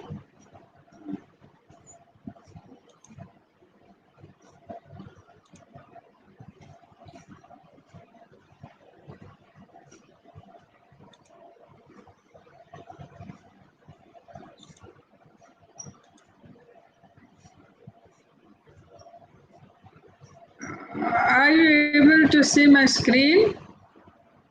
Yes, ma'am. Yes, ma'am. Okay, I put it to the full mode. It is fine? Yes, ma'am. Yes, ma'am. It will be. That is fine. So my title of the talk is ecosystem restoration, and we have a focus on the livelihood and environmental security, that how the restoration projects have helped. Because we know that we are in the middle of a planetary crisis. We are facing the problem of the land and the sea degradation. We have the concern about the climate change and rather a bigger concern about the biodiversity loss and the chemical pollution. So to achieve the ambitions of the biodiversity and climate change, we have to give a priority for the restoration at the national, regional, and the global levels. And all of us know that 2021 and 2030 has been declared as the UN decade for ecosystem restoration. So aim is to heal our degraded lands and how we can upscale different restoration projects worldwide in different type of the ecosystems. So the challenge of the restoration is that we want to have the healthy ecosystems, we want the healthy soils for food security, and we want to restore the functional ecosystems for saving the species and want to build a resilient society for the COVID-19 pandemic crisis. In India, we have about 29% of the land area that is degraded due to water erosion, the vegetation loss, salinity, and waterlogging. So, restoring the degraded lands, preparing for climate resilient agriculture, and providing livelihood security to the people are some of the greatest challenges in India. So, restoration gives us a chance for a healthier future, and we are already running out of the time, so we have to take it very seriously. All the restoration activities, it is for all of us. So in my presentation, I will briefly discuss about the land degradation in a global context, the ecosystem restoration challenge, and some of the basic concepts related to the ecosystem restoration. And then I will be having a special focus on restoration and ecosystem services relationships. And then some of the case studies on restoration projects I will be discussing in my presentation, and how these restoration projects have a bearing on the livelihood and environmental security, and then some of the information on landscape restoration. Because if we want to upscale the restoration in different type of the ecosystems, then the landscape approach is being popularized or is being developed for different type of ecosystems.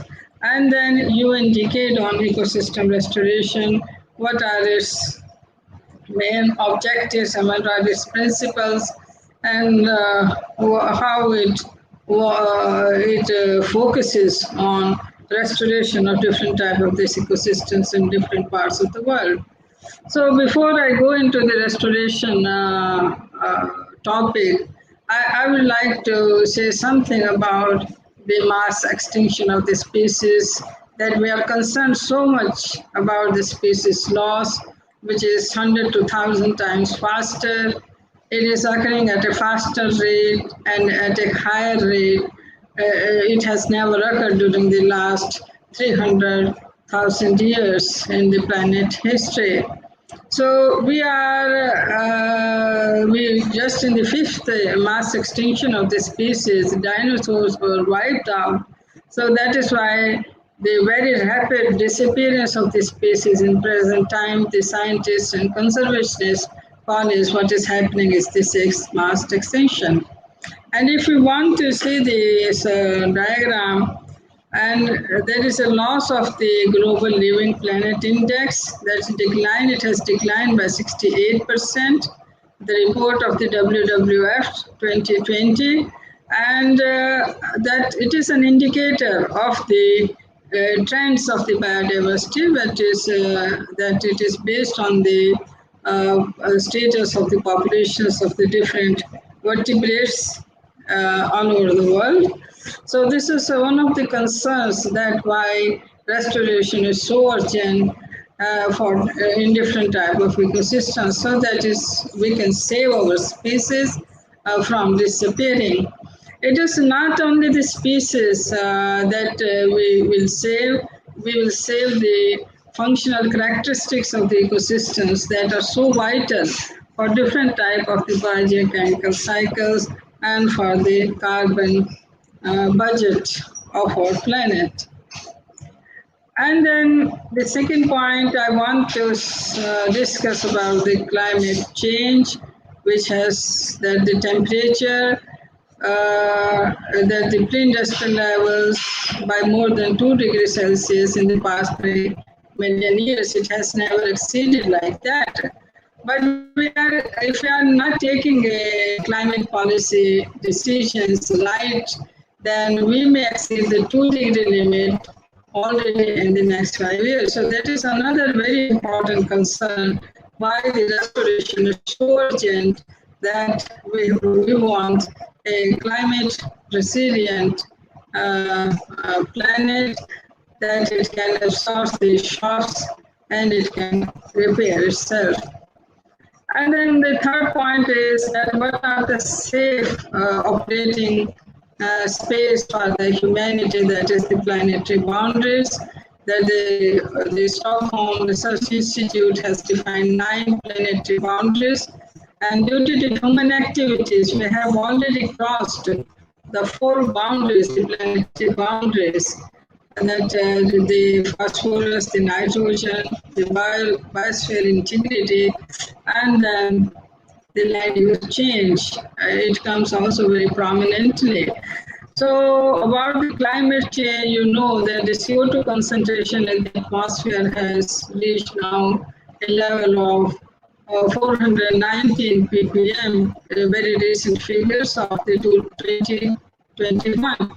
And then there's such a high amount of the CO2 in the atmosphere has never occurred during the last 800,000 years. It has crossed the limits of such a large span of the time that CO2 has increased in the atmosphere, because the safe limit of the CO2 in the atmosphere is 350 ppm. So this is how we can still respect these boundaries of the biodiversity, how we can achieve the safe boundaries for our climate. These are the core boundaries, so that we take the actions. So we have to invest in the biodiversity conservations, we have to invest in ecosystem restoration, so that the humanity and the future generations can live on this planet.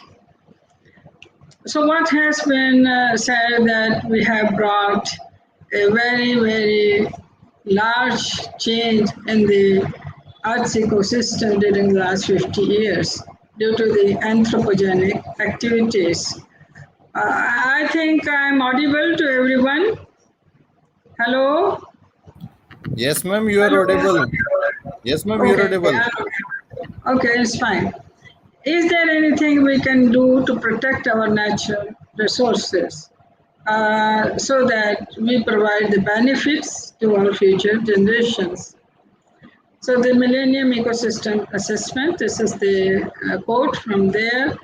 Then in the words of Professor E.O. Wilson, there can be no purpose more inspiriting than to begin the age of restoration, reviving the wonders, the diversity of life that still surrounds us. So we can realize that how much of the importance of the restoration is there, that we can provide the benefits to our future generations, and we also live sustainably to use the resources of the planet. Then if we see the ecosystems worldwide, they are under big pressure. You see the conditions of the croplands, 20% of the croplands are already stressed.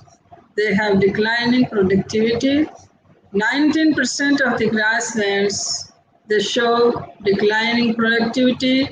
And the wetlands, they have 35% decline from the 1970, and the oceanic systems are damaged, highly degraded, modified, and 1/3 of the commercial fish populations are fished unsustainably. So what is the global context of the land degradation? That it impacts 3.2 billion people on this planet. And there is a cost to it, that the global economy is affected to the tune of 10% of the gross GDP of the world, according to the IPPS report 2018.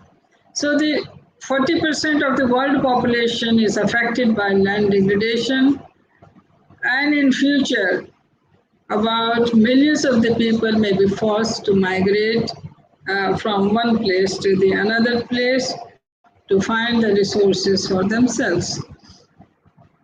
And then we concentrate that what are the core drivers for the land degradation.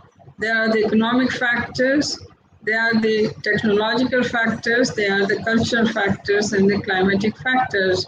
So they are the primary drivers, the core drivers for the degradation of the ecosystems, and these are the pressures that are the proximate causes. We know the agricultural activities they cause the land degradation, infrastructure extension if we are doing in the form of the developing the cities or developing the other type of the industrial frameworks, wood extraction, increased aridity. So this diagram summarizes that what are the core drivers of the land degradation, what are the underlying causes of the degradation, and how the pressures are there on our land resources to do different human activities. Then the causes of the land degradation are 20%, 5% of the world's lands are degraded. So what are the causes? Soil erosion is so widespread and it is a threat to the survival and well-being of the people. And we know that the deforestation and forest degradation and livestock overgrazing, they cause the lands to degrade. And the soil productivity, fertility loss, we are very much familiar with the agricultural systems, that how the intensive cropping systems are causing the loss of soil productivity and fertility. Wetland loss, during the last century, 70% of them have occurred. And then that 7% of the land area is salt affected in 100 countries, because that is my area of interest. I have worked on the salt affected soils for a very long time. That we have developed different models of the agroforestry systems for restoring the salt affected soils in collaboration with the Central Soil Salinity Research Institute, Karnan. And then the loss of organic carbon is there in the agricultural soils, then mining is there in different forms. It causes the land degradation, and the recent controversy of the forest degradation due to this mining of these some precious metals is there. And then soil erosion is a big environmental and social economic problems. This is a world map that how the soil erosion rate are there in different parts of the world. And that how the soil erosion has an impact on the soil productivity. It also affects the productivity of downstream land. There occurs a reduction in the crop yields due to the erosion problems and the eutrophication of the waterways, many more effects. And the economic cost of the soil erosion, there are different estimates. No single estimate is available, but it costs loss of the billions of dollars in lost crop productivity or other forms of the there. So now we know that what are the land degradation problems in Africa. In Africa, there is 40% of the land are degraded, comprised of arable lands, the grazing lands, and the forest. And they are under serious degradation. The causes are erosion, nutrient depletion, soil organic matter decline, as well as soil biodiversity loss. At the landscape scale, the degradation leads to the loss of the biodiversity, and it has a negative impact on the microclimate changes. and desertification affects around 45% of the Africa's land area. Okay.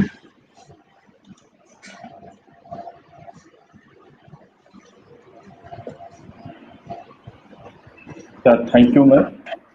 No. I'm. For your I'm. yes, yes, ma'am. I'm You can just. go ahead. I am listening. Okay. I was just trying to make it not full screen. I wanted to go to Okay, okay. the No, different mode. Can you do it for me, or I have to do it myself on my computer because I do not see any. Uh, no, it is in the full screen, ma'am. It is in full screen. Okay.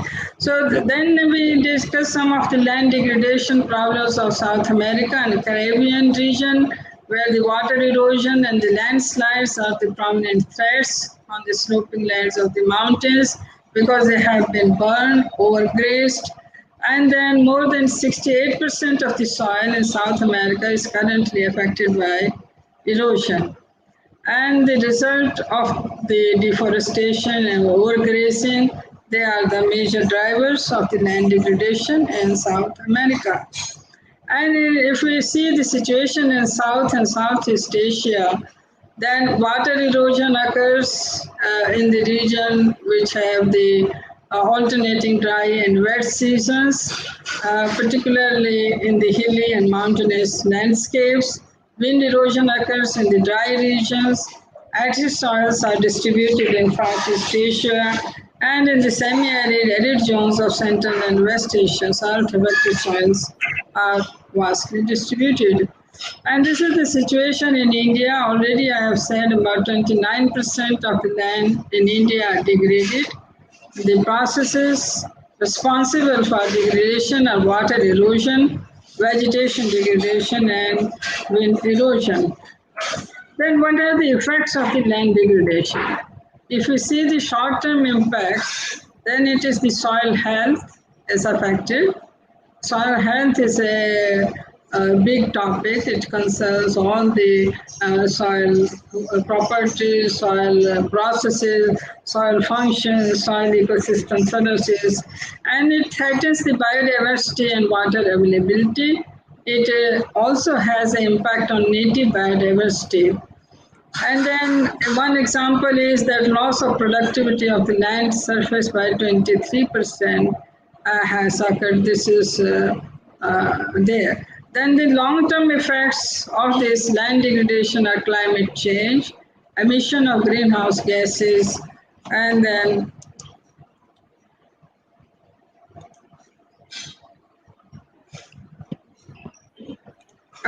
loss of organic carbon and increase in occurrence of extreme weather events. So if we see the losses of this carbon from grassland and savannas, it can be 20% due to the soil degradation processes. So in this diagram on the right side, if you see the carbon in atmosphere, the carbon in vegetation, and the carbon in the soil, because the pool of the carbon in the soil is highest as compared to the vegetation and as compared to the atmosphere. If any degradation occurs in the soil, then there is a loss of the soil organic matter and also the loss of the emissions of the greenhouse gases from the soil. And then ecosystem restoration, why there is a need for action. Already I have given in my first slide that how many people will be affected. 3.2 billion people, 40% of the global population, and loss of ecosystem services, 10% of the global GDP, because the forests we are losing at a fast rate.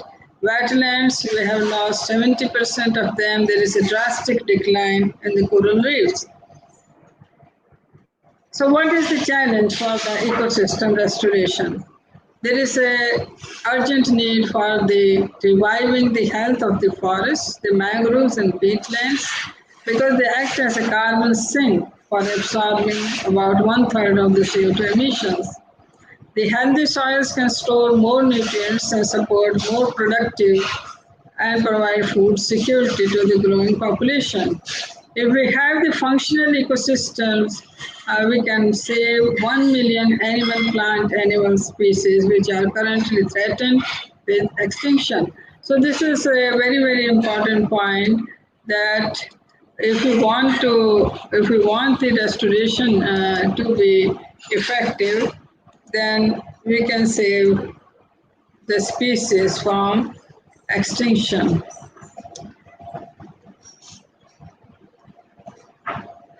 And then, as the Bone Challenge says, that restoring 350 million hectares of the degraded lands can ensure about 9 trillion in ecosystem services. So this is how much of the benefits of the restoration are there, and it will be helpful to create green jobs and building the resilient society for the post-COVID-19 global pandemic.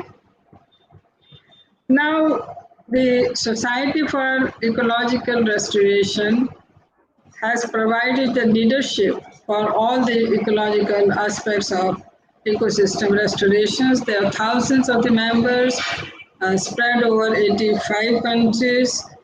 The Society for Ecological Restoration has advanced the science, the practice, and the policy for ecological restoration. And it aims to actively promote the restoration activities, which must be knowledge-based. And such activity promotes the best practices and effective restoration policy around the world. Then, if we want to define ecological restoration, it is the process of assisting the recovery of an ecosystem that has been degraded, damaged, or destroyed. So this is the primer on ecological restoration. This definition has been given, that what we mean by ecological restoration. So the restored ecosystems can follow different trajectories. Either we can follow this trajectory of the ecosystem restoration from degraded to the original ecosystem, rehabilitation, the partial restoration. We meet the objectives of the production, and from this rehabilitated we can go to the restoration stage. So these arrows, they indicate the possible interventions for transitioning from one system to the another time system, because this is a classical diagram which has been given by Professor Bradshaw, one of the prominent advocate of restoration ecology. So just to share with you that how these restoration interventions, ecosystem services, and ecosystem functioning are correlated. And then we have one point very clear to us, that 40% of the population now depends on the degraded ecosystems to sustain their livelihoods in different parts of the world. So what we must do is that we need to address the biodiversity conservation, the human livelihoods, the local decision making, and the ecosystem productivity for attaining our goals of successful restoration. And then the restoration and restoration management can be seen as a continuum. There are the broad range of the activities that are being undertaken by the society to repair the damage to the environment and complement the ecological restoration. And it provides the conditions for the larger scale recovery of the ecosystems. So reducing the societal impact is one option. Improving the ecosystem management is another option. Repairing the ecosystem, initiating native recovery, partial recovery, and fully recovery native ecosystems. So this is a sort of the continuum is there to for the ecological restoration.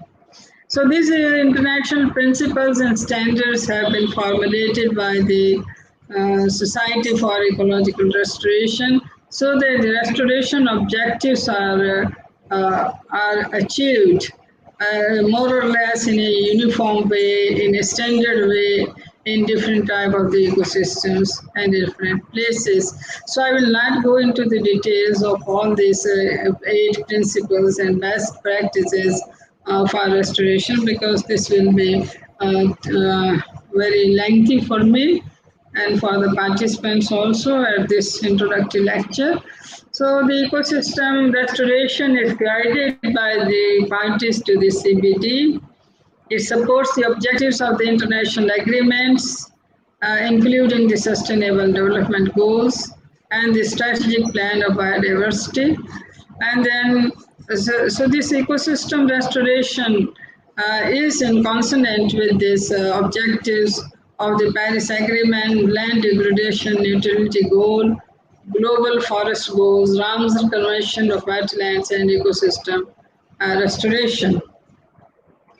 So there is all the major international conventions, intergovernmental programs, and international platforms and UN Sustainable Goals have recognized large-scale restoration as a global priority for biodiversity conservation, combating desertification and land degradation, and limiting the impacts of anthropogenic climate change.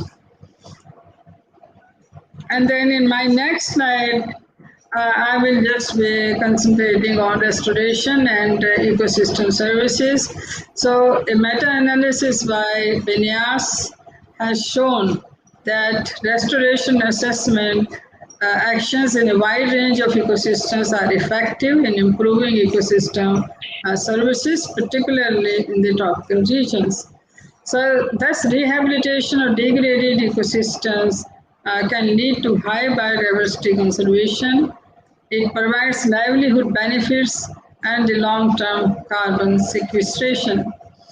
The economics of ecosystems and biodiversity study concludes that restoration activities can bring high rates of return across a range of biomes, particularly when the value of nature goods and services are properly accounted. So why I am emphasizing here the ecosystem services, that we get the benefits we get from the nature, that one of the best ways to assess the benefits of ecosystem restoration is through ecosystem services approach. So this meta-analysis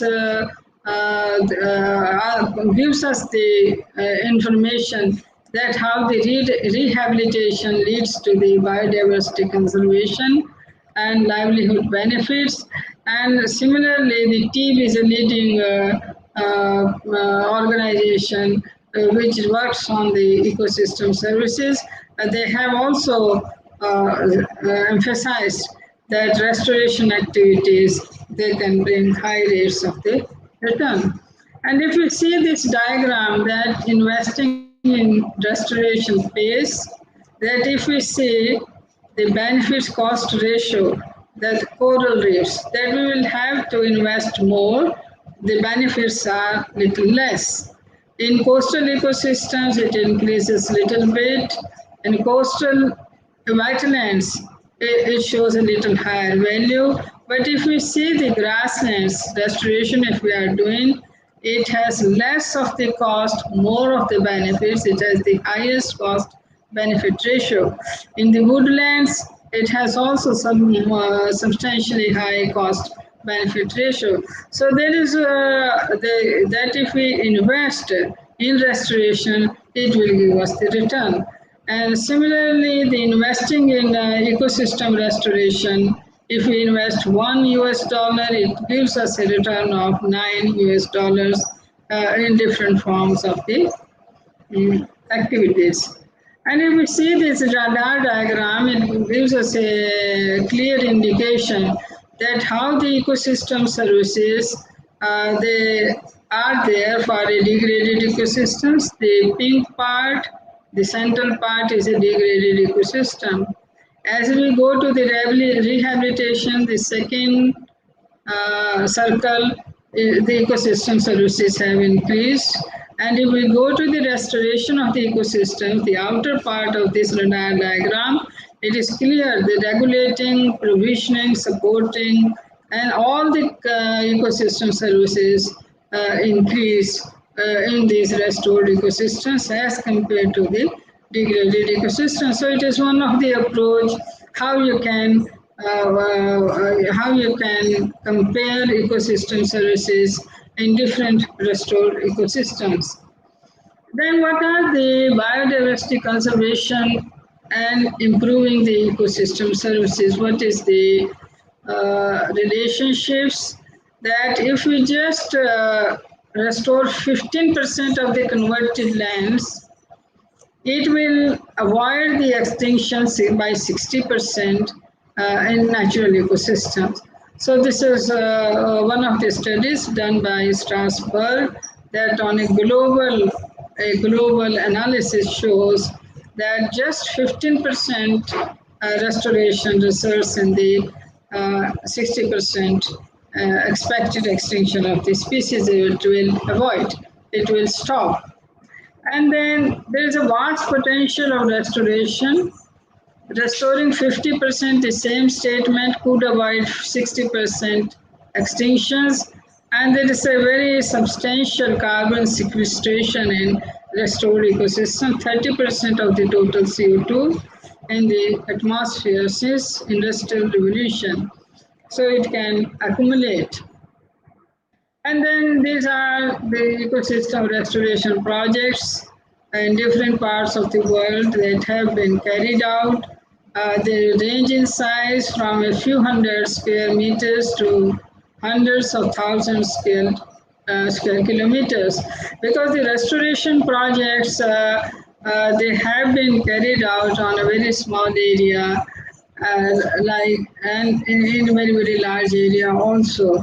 So you may take the example of the forest ecosystems or wetland ecosystems, grassland ecosystems. These restoration projects have been successful, and they have been done in a very scientific way. So each of these projects I cannot discuss right now. I will take a few of these examples, that ecosystem restoration and resilience, that how the active restoration projects are going on in different parts of the world, in North America, South America, all over the world, and their scale varies and different. And then ecosystem restoration, some case studies I will be doing, because they have been carried out in wetlands, the forest, grassland, coral reefs, and the mangroves, and we will discuss a few of them. And if we see the restoration of the forest and ecosystem services, that recovery of the biodiversity and ecosystem services, if we go by the natural regeneration.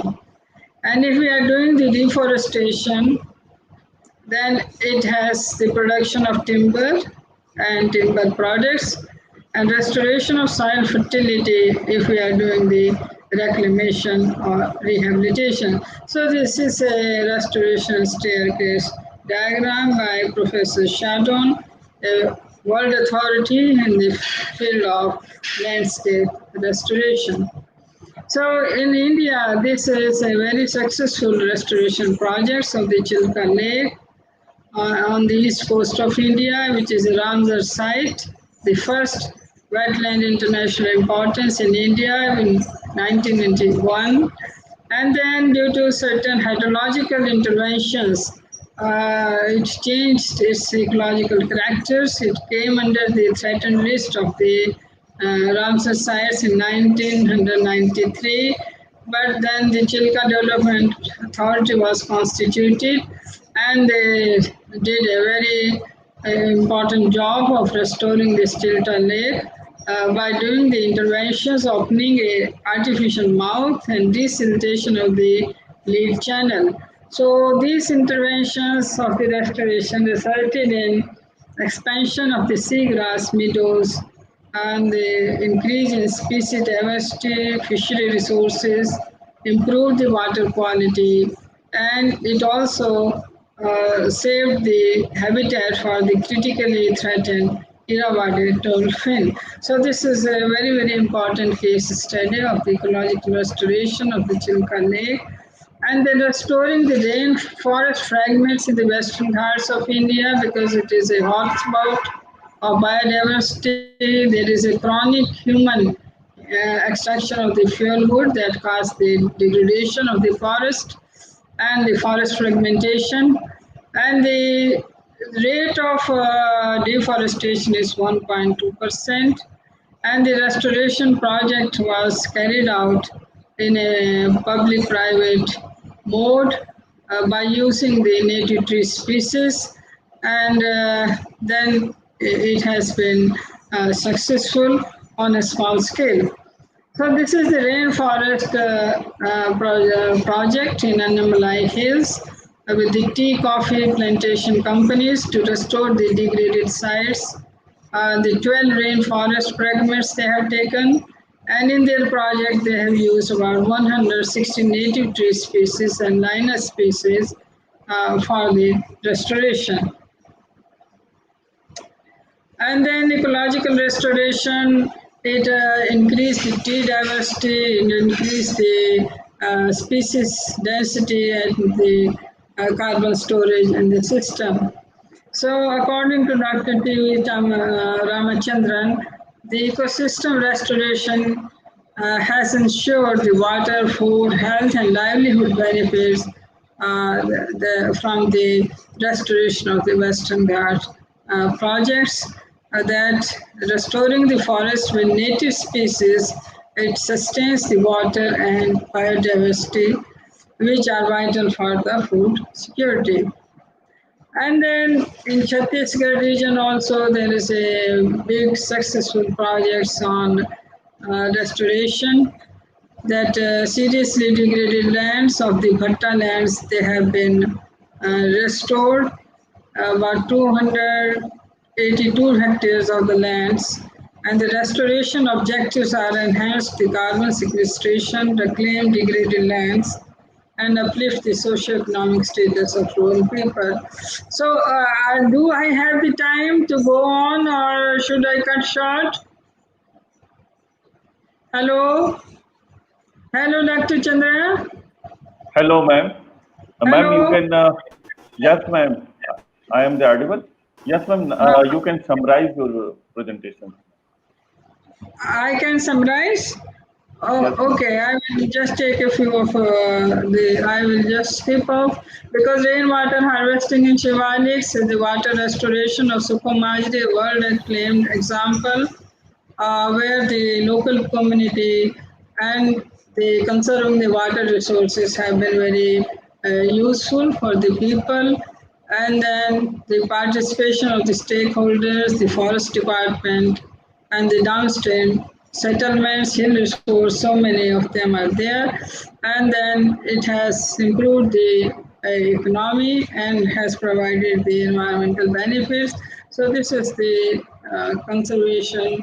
And then agroforestry has been very successful for the degraded landscapes, because 1 billion hectare of land that is under agroforestry, and 1.2 billion people in developing countries, they depend on agroforestry. So we have recently edited these 2 volumes on agroforestry called degraded landscapes. So this is projects that being it deals with this degraded landscapes from the arid regions, from the tropical regions, from the dry lands, and some of the different type of the landscapes affected by salinity, affected by erosion, affected by mining, etc. So it has a very, very extensive information on agroforestry for degraded landscapes. So these are some of the diagrams I can skip. And then that how these agroforestry practices they provide the livelihood benefits to the people. And there's some case studies, the smallholder farms, and then we have our interest in rehabilitation of sodic soils through silvipastoral systems, that how they improve the soil properties and the organic carbon content due to the silvipastoral systems. Different type of the trees and grass systems, they have been combined to increase the organic carbon in different components of the system. And then the arbuscular mycorrhizal fungal diversity has been very important in these sodic soils, which may be helpful in the bioaccumulation and carbon storage. Then climate change mitigation objectives are very clearly can be obtained if we have the restoration of the different ecosystems through their mitigation approach or adaptation. That adaptation is reducing the threats and mitigation is reducing the emissions or sequestering the emissions. So forest landscape restoration, I will just concentrate on this. That FLR is about turning the degraded lands into healthy, resilient, and productive landscapes. So there is a multi-stakeholders. More landscape is to be restored and use a wide range of restoration activities.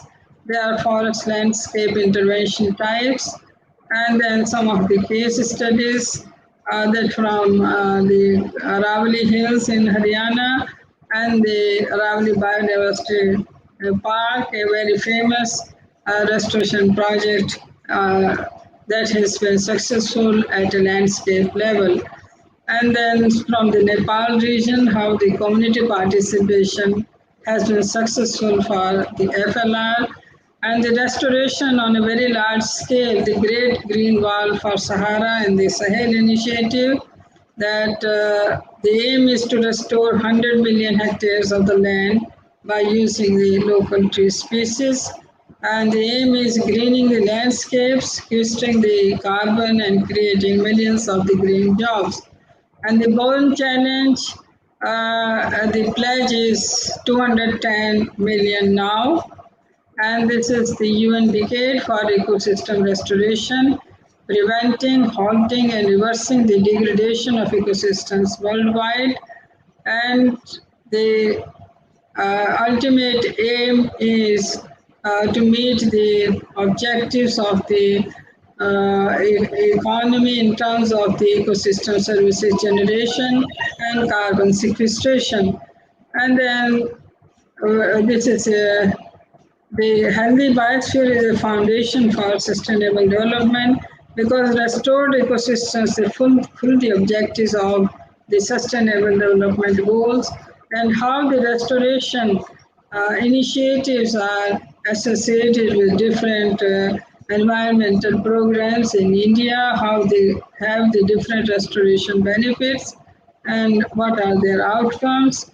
And I will concentrate on this slide the restoration challenges for India, that we have to integrate the restoration in an existing framework and consider ecosystem restoration and biodiversity conservation at the center of all the policies, addressing sustainable development goals in existing policies, adequate provisions for transformation in economic and financial system, providing incentives for sustainable land management, and financing only biodiversity favorable activities and encouraging public-private partnership. So to conclude, that we are at a very critical stage. We have to cut down the carbon emissions, prevent biodiversity loss, and undertake large-scale restoration. So we recognize the complexity of the health of our planet in terms of the scale, expertise, responses, incentives, laws, and economic policy. So there is a need to invest in biodiversity and ecosystem resilience, improved understanding between landscape and historical factors, effective restoration, and adopting an adaptive management approach for restoration. The national and international research must be socially relevant, synthesizing the existing information, greater involvement of private sector, youth participation, and women empowerment. So there is an urgent need to address the climate change and transition to low global economy, and so that we can deliver on the sustainable development goals. Thank you. Yeah, thank you, ma'am. Now I request to our student coordinator Gargi to read out the questions from the chat box, if any.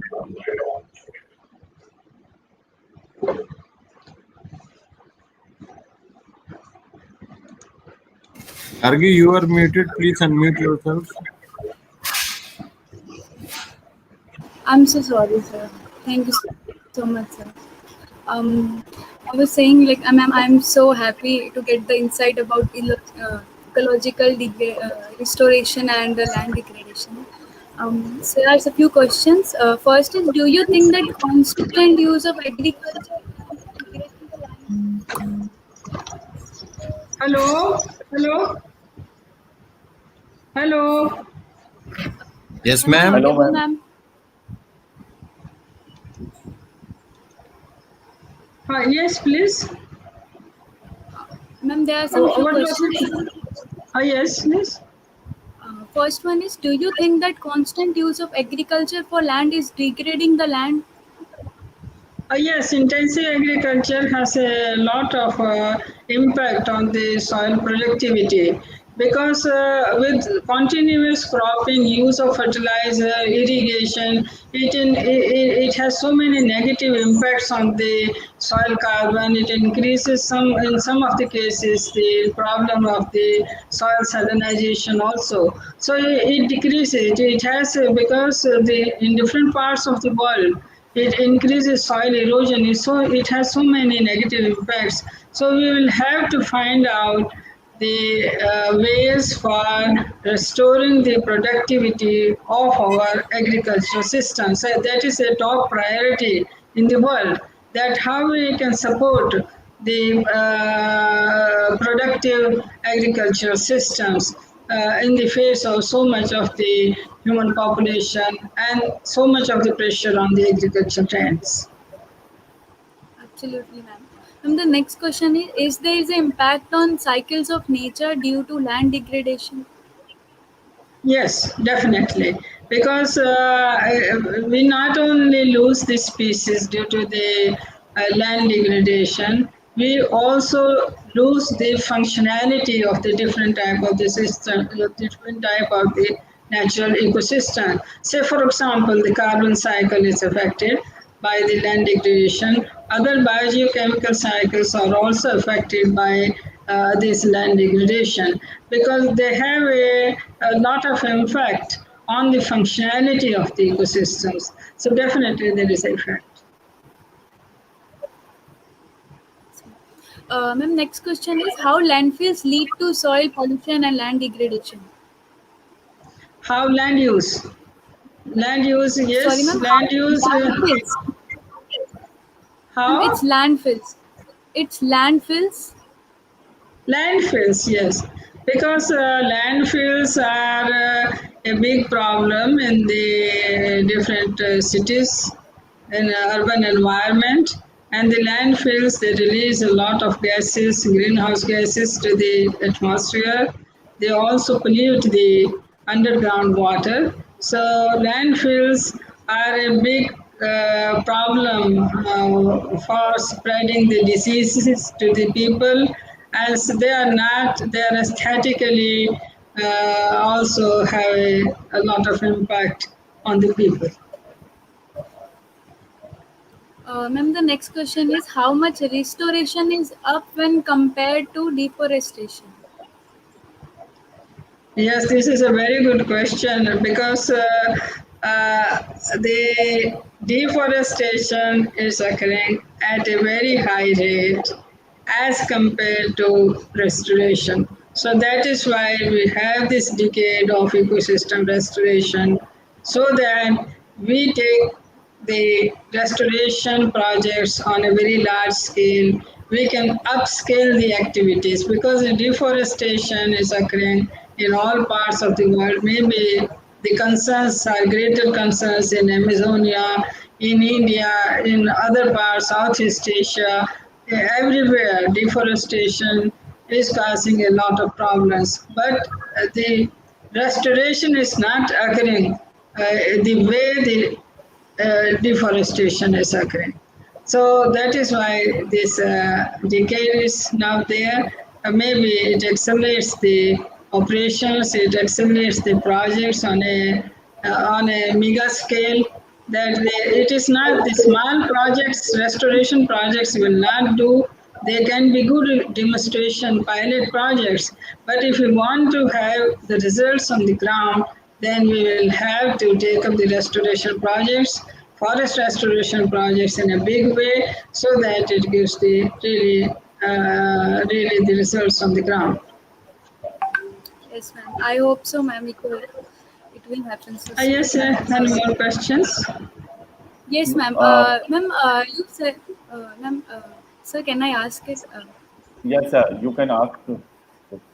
Ma'am, you said in the PPT that there are some places we actually did restoration so well. So, do you think that the species which are not there just because of that place is not ecologically restored, they are came back again? I do not get the your question. Can you repeat, please? Ma'am, Can actually, you my repeat? question is ma'am, we are on the way that we restored so much areas today. Okay, So, okay. We have restored some areas. Say, for example, yes. yes, Mm-hmm. ma'am, do you think that species which are escaped them due to the land degradation are came back now? Because the species which have escaped, the species diversity, the original species diversity is there or not? You want to say like this? Yes, ma'am. You want to say this like this? Because in some of the Yes, cases, ma'am. it may take a very long time for the original species to regain, because it may take a very long time for the same species composition to be attained in a particular restored area. But if we are going for a rehabilitation, reclamation, in a reclamation, it is not the species diversity that is the objective. In rehabilitation, it is a partial objective of restoring the species composition. But in restoration, where we are taking the full scale restoration into account, then the species composition may be comparable to the original one. Thank you so much, ma'am. Over to you, Abhishek, sir. Yeah, thank you so much for your lecture, ma'am. Dr. Arun Verma, please complete this session. Yeah. Thank you, ma'am. Thank you so much for delivering us such a wonderful lecture on the topic that is ecosystem restoration on achieving environmental and livelihood security. Ma'am has highlighted many such issues, and in which ma'am is covering a topic like planetary sustainable development and causes of land degradation, in which she has highlighted the rapid expansion and unsustainable management of cap crop land and the growing grazing land area. And one of the major issues ma'am have highlighted the soil erosion. It is a widespread, serious thing to a kind of a land degradation topic. And ma'am has highlighted the ecological restoration, in which she has given a kind of a definition, that is the process of assisting the recovery of a ecosystem that has been degraded, damaged, and destroyed. And ma'am has also been talked over the forest and landscape restoration, and many more things has been highlighted by ma'am's lecture. And I hope that the participant who have joined us for this program has been benefited and have a kind of a good knowledge from the ma'am's lecture. I, on the behalf of IIM and the Sri Venkateswara College, thank you, ma'am, for your wonderful lecture. Thanks a lot. Okay, thank you. Yeah, thank you Over so to you, much, Ashish, ma'am. sir. Yes, thank you so much, ma'am. Now Okay, we are thank the you, Dr. proceeding. Chan. Oh, yes, ma'am. Now we are the proceeding to the next lecture, and I invite to the Dr. Robin Suresh from the Department of Environmental Sciences, Sri Venkateswara College, to introduce our next speaker, Professor K.S. Rao. Over to you, Robin. Yeah. Good afternoon, everyone. And Robin, skip it. Don't do the lengthy sir, introduction. sir, Just it's sir. Let me speak about you, sir. I like it's always a pleasure to meet Professor K.S. Rao from Department of Botany. He was also my faculty when I was a student at University of Delhi. So he has been associated with University of Delhi from 2003 onwards, and his academic work focuses primarily on abiotic stress and climate change adaptation, natural resource management, sustainable development in Himalayan and biodiversity assessment in hill and mountain regions. Professor Rao has also been involved in application of participatory approaches for restoration of degraded land and land rehabilitation. He has also received awards like Vishisht Vigyanik Puruskar from MOEF Government of India and also UGC National Swami Pravananda Saraswati Award. And not only that, his research work has also led to publication of over 150 research articles in both international and national scientific journals. And also he has authored 25 books. He has also supervised PhD dissertations of over 20 research scholars. So we welcome you, sir, and we look forward to the session. And good afternoon, sir. okay. Good afternoon. I think we are already late by about 50 minutes. So let us go quickly.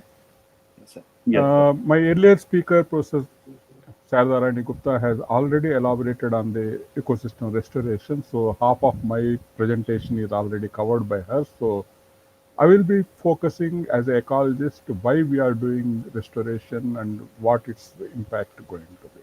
So let me share my presentation.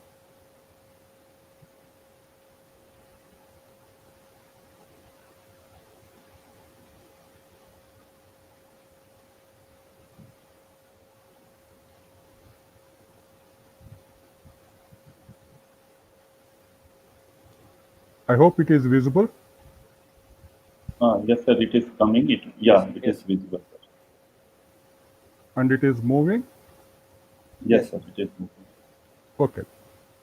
So I will be speaking predominantly on the ecological restoration, but my focus will be why we are doing restoration and what are the old concept of ecological restoration. And one of our student coordinator has asked the last question, and I will be perhaps addressing that issue in my presentation also. So why the ecosystems are important for human society? So we already know that ecosystem services are going to be important for the human survival, and these ecosystems are providing services because of the biophysical structure and processes that are existing within a ecosystem, which are measured as the functions, and these functions are ultimately providing the services to the human society. And the human society is harnessing the benefits out of these services, and some of the economists are valuing. So in the earlier presentation you might have heard the value of the ecosystem services from the restored ecosystems or other ecosystems has been already presented. What is happening is the human society is growing in terms of its numbers and the dependent livestock, and this is putting a lot of pressure on these ecosystems in terms of harnessing the services beyond the carrying capacity of the ecosystems. And this is what limiting the provisioning of the services from the ecosystems. And thus, we need to address this vicious circle to understand how the socio-economic status of any community or society can be protected from disintegration of that society, which is totally dependent on natural resources. So we already know that the ecosystem services are going to be important, and thus the degraded ecosystems has become a focus of the natural resource managers, specifically to provide the valuable services to the communities that are dependent on it. When we look at the accounting of the ecological or environmental assets, then when we look at the earth is finite. So we don't have any other place where the human societies at present can have the habitation. So we are thinking in terms of colonizing other planets, but that is far future. So at the present, we have this as the asset, this Earth, blue planet, and it is having several ecosystems which are providing the services. And these services are responsible for economy and well-being of the human societies. But what is happening?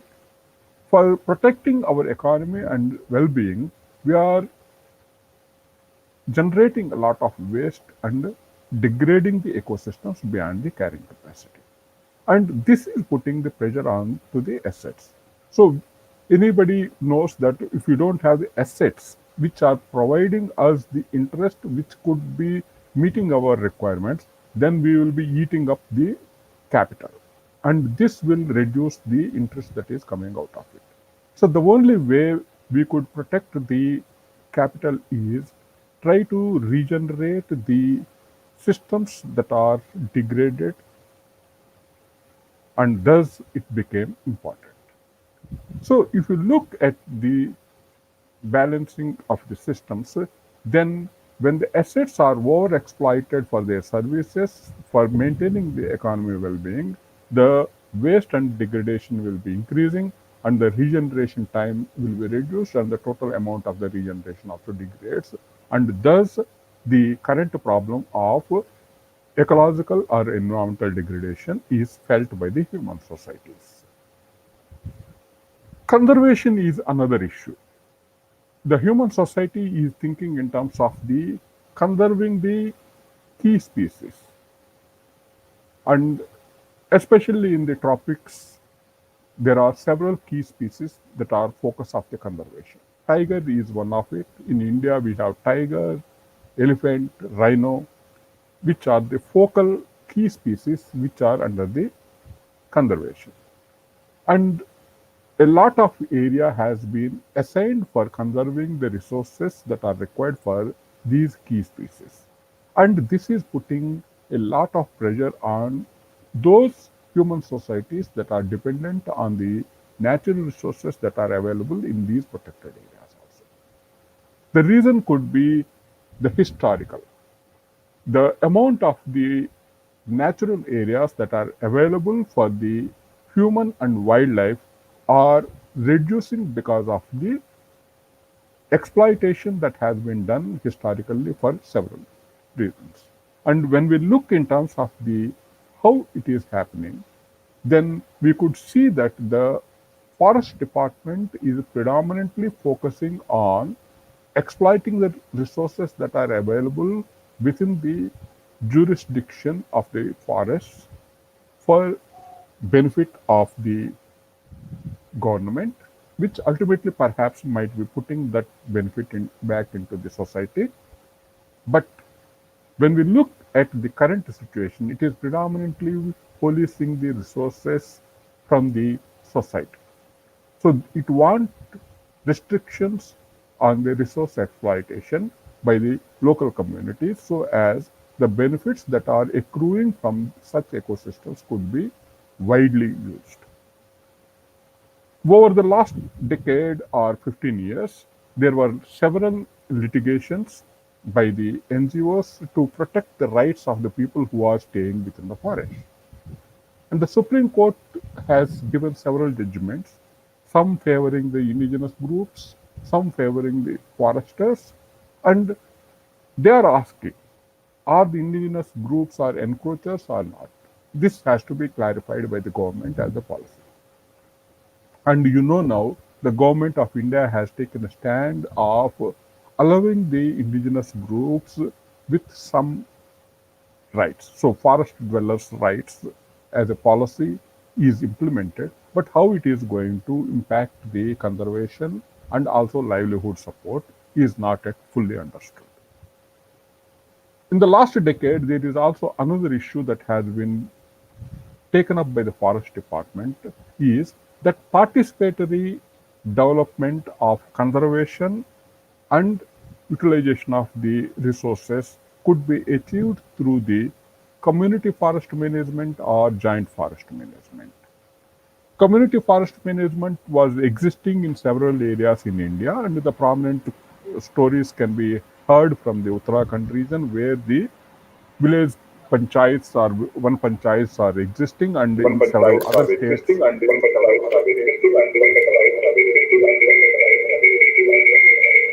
Somebody is it okay? Okay. Sir, it's okay So, now, sir. So what we are looking at is the social issues of the forestry sector is looking at how to balance the conservation and the livelihoods. So there were a lot of efforts in terms of eco-development programs to meet the requirements of the people, thus weaning away these people's dependence on the direct harvest of the resources that are available within the forest zone. And then also how to expand the livelihood opportunities. If you look at some of the successful stories from the Bankura and other places in West Bengal, you will see that using the tendu leaves and other things, the livelihood opportunities expansion has been achieved in the giant forest management. The tribal groups and the access and the encroachments, which is a major problem that has been being studied and contested in several of the Tarai forests, you could see that the NGOs are trying to negotiate with the governments to look at how much of the resources can be accessed by the groups that are indigenous to such areas. And this lack of consensus is what is actually creating problems or the rift in terms of the implementation of effective conservation programs or effective development programs.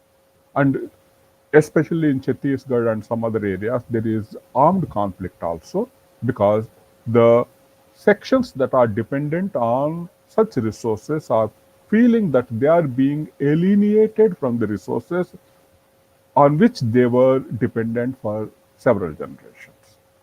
And the administrators are having problems because of the limited infrastructure and the capacity, because they cannot police all the resources that are present in such large landscapes. And this is what actually is having bigger problems for the maintenance of the ecosystems, at least in India. And it is shared by several other countries across the tropics with the same consequences, because the human population is growing and the natural areas is shrinking, which is putting a lot of pressure onto the key species that are under the focus of the conservation. The shared objectives of sustainable resource management and poverty reduction is important SDG goal, and the social assessment is intended to improve design, involve concerned stakeholders, and strengthen sustainability of benefits in terms of the eco-development programs whenever the conservation programs are being implemented in the JFM or the CFM. What is happening is, when we look at a stakeholder in the decision making, he will be looking in terms of the options that are available.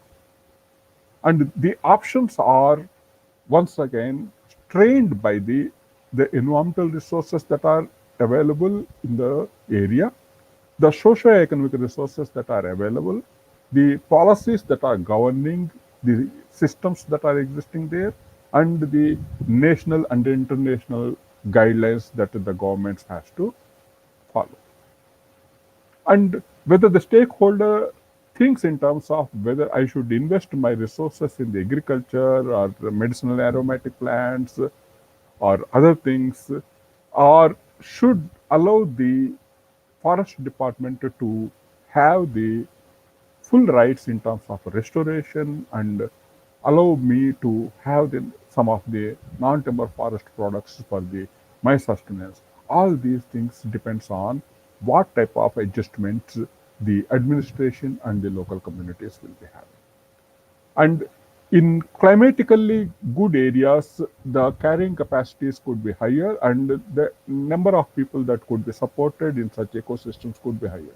But in India, with the climate change, we are having lot of issues in terms of the extreme weathers, disasters, and thus the communities are slowly feeling the pinch of climate change also. And the transformation of the landscapes by the historical use of the landscape is also putting a lot of stress. As Madam has already explained, we have lot of areas that has been classified as degraded land. There is a difference between degradation and the deforestation. Deforestation is an area which is forested earlier is divide of the forest now. Degradation can happen in any of the landscapes. It could be in the grassland, it could be in the agriculture land, it could be in the water bodies, anywhere. And in the option selections, the people's focus will be whether we should give more weightage onto the economic factors or to the ecological factors.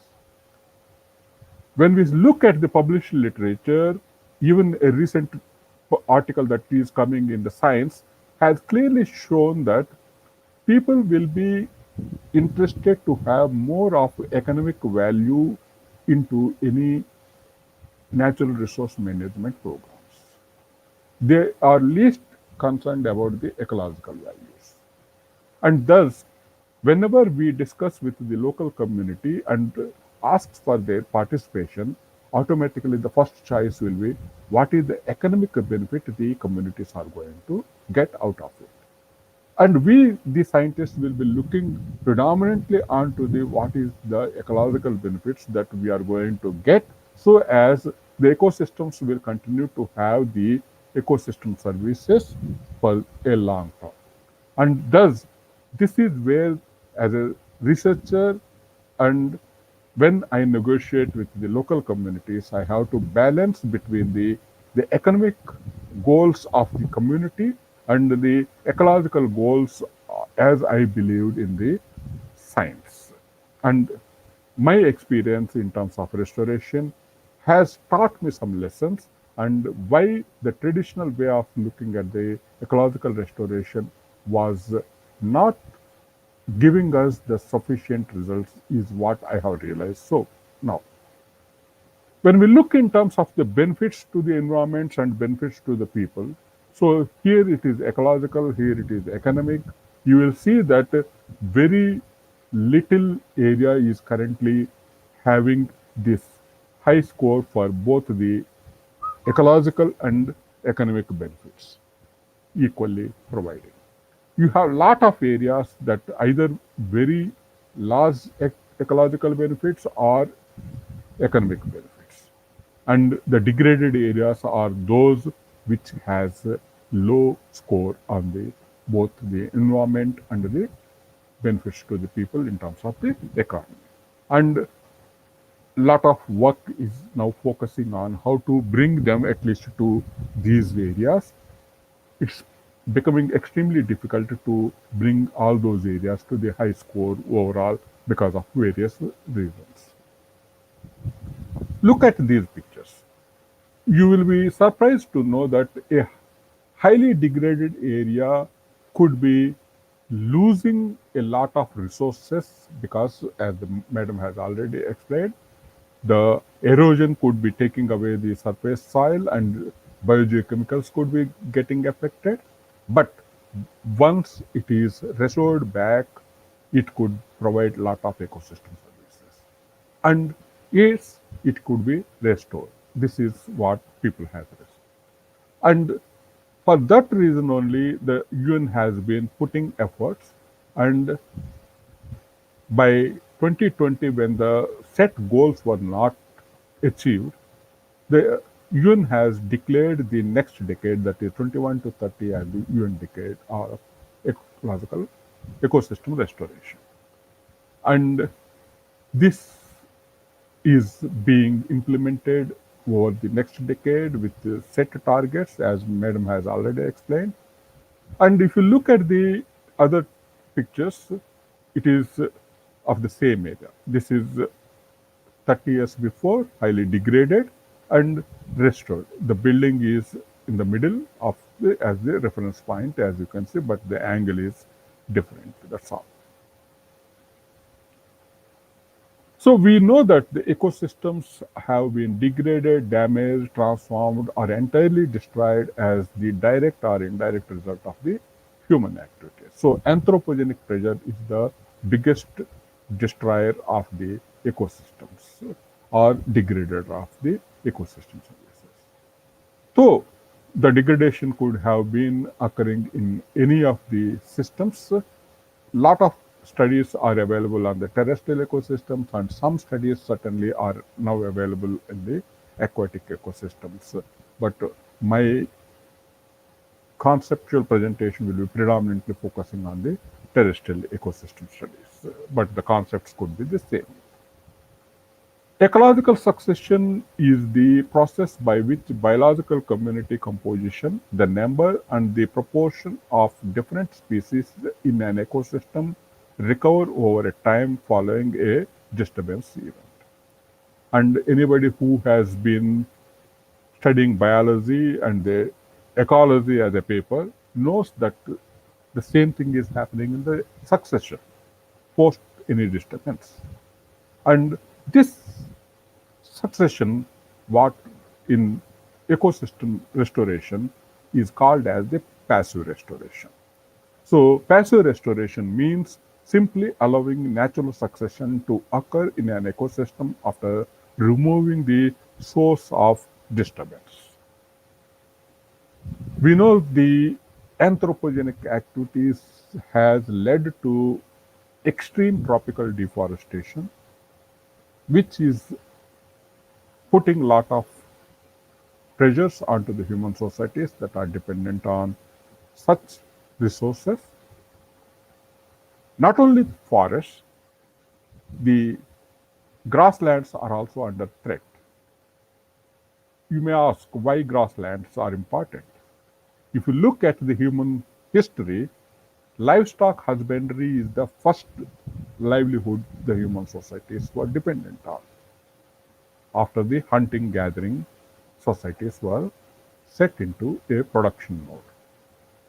And thus, the grasslands has an important role in the socio-economic development of the human societies.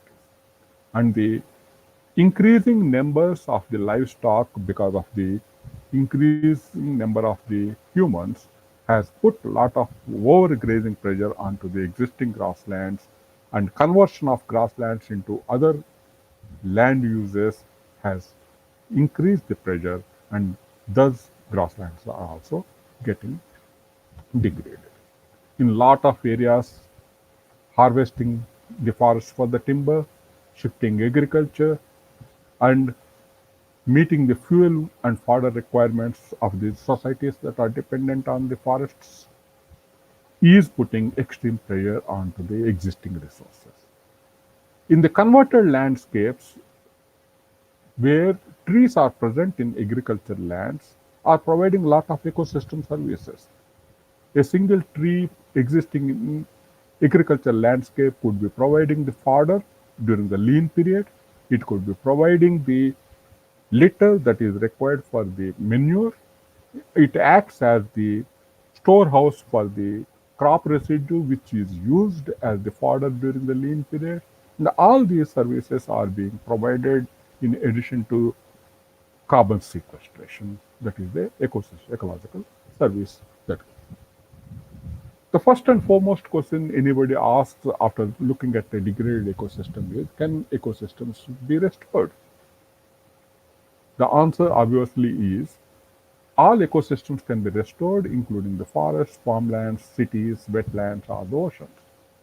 But depending on the level of degradation, the costs and the time required for restoration will vary.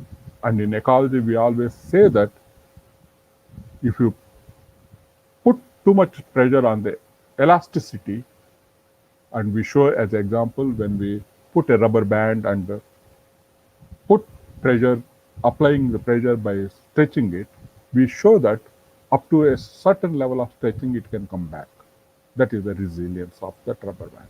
But once you apply excessive pressure, it will not be able to come back to its state. And thus, the ecosystems can be restored when they were in a situation which allows us to restore quickly, but the cost will be varying depending on how much degradation has already occurred. We already know why to restore, because they are providing the ecosystem services for the socio-economic benefits of the human society, and thus we need to restore them. But as a ecologist, when I look at it, the theories hypothesized by various ecologists indicate that the abiotic factors and availability of propagules or germinules play important role in the outcome of the natural succession. If the area has been put to extensive disturbance, the number of seeds or the rhizomes that are present within such degraded area could be less, and thus the succession will be slower. In areas of extreme climatic variability, once again, even if the propagules are present, the rate at which the systems can restore back could be slower. And thus, you need to have two things. One is a favorable abiotic factors and sufficient propagules to have good regeneration. And thus, the natural regeneration-based succession will require to have the climate suitability, and also the degradation should not destroy the propagules that are required. So thus the intensity, frequency and duration of the disturbance are the other parameters that could influence the recovery of the ecosystem. So if extreme intensity, it will be destroying the propagules. The frequency, once again, even if it is not so intense, if you have more frequent disturbances, that also could lead into reduced propagule availability. And the duration. And duration is going to be the most critical in terms of the climate change. The extreme arid conditions that are coming, or extreme forest fires that are resulting over the last decade, are indicators of the importance of the climate change that is creating disturbances onto the ecosystems. So thus, the ecosystems which are providing the services to the humankind need to be restored to provide the services that are required for the human society. I will quickly go through the concepts now. So the basic ecosystems that are present could be good in terms of the biomass and nutrient cycling and the species complexity. As ecologists, we used to say that at the climax stage, a ecosystem will be having good species complexity and thus will be providing the good ecological services. That ecological services are directly linked to the ecosystem processes, which could be measured using the biomass and the nutrient cycling, and thus we will be able to measure these things. But once an ecosystem is disturbed, it can be degraded. If we don't take no action, there will be low species complexity and low biomass and nutrient cycling, and thus the ecosystem services is going to be impaired. But when we look in terms of the enhancement, so through the rehabilitation or the restoration, we will be trying to bring back the degraded ecosystems to a status which will have the good species complexity and also thus providing the good ecosystem services. And thus the ecological restoration concepts has been used by several people either to restore or rehabilitate or they enhance the ecosystem structure. And this is basically done using the reference ecosystem. What is a reference ecosystem? In any area that has been considered now degraded, either the historical publications or remnant vegetation will indicate what is existing there. And this is used as the reference ecosystems by the people who are responsible for bringing the degraded ecosystems to the restored status. And thus, these reference ecosystems has played an important role in terms of the ecosystem restoration so far. So, how the habitats are restored? You may say the ecosystems have the flora and fauna components. The fauna is normally considered predominantly can move from one place to the other place. So, if the conditions are not favorable, most probably the megafauna predominantly can move away to the other suitable areas and then could be having other areas which are habitats. But plants are the which are the important in terms of the creating the habitat, and thus most of the restoration activities has focused on to the habitat restoration. And thus the habitat restoration is accomplished through management, protection, and re-establishment of the vegetation by facilitating the abatic factors and also the biotic factors. And the focus used to be to the historical levels. And this historical levels is determined by the reference ecosystem. So, Madam has already informed you about the ecosystem restoration definition, so I will not be reading it.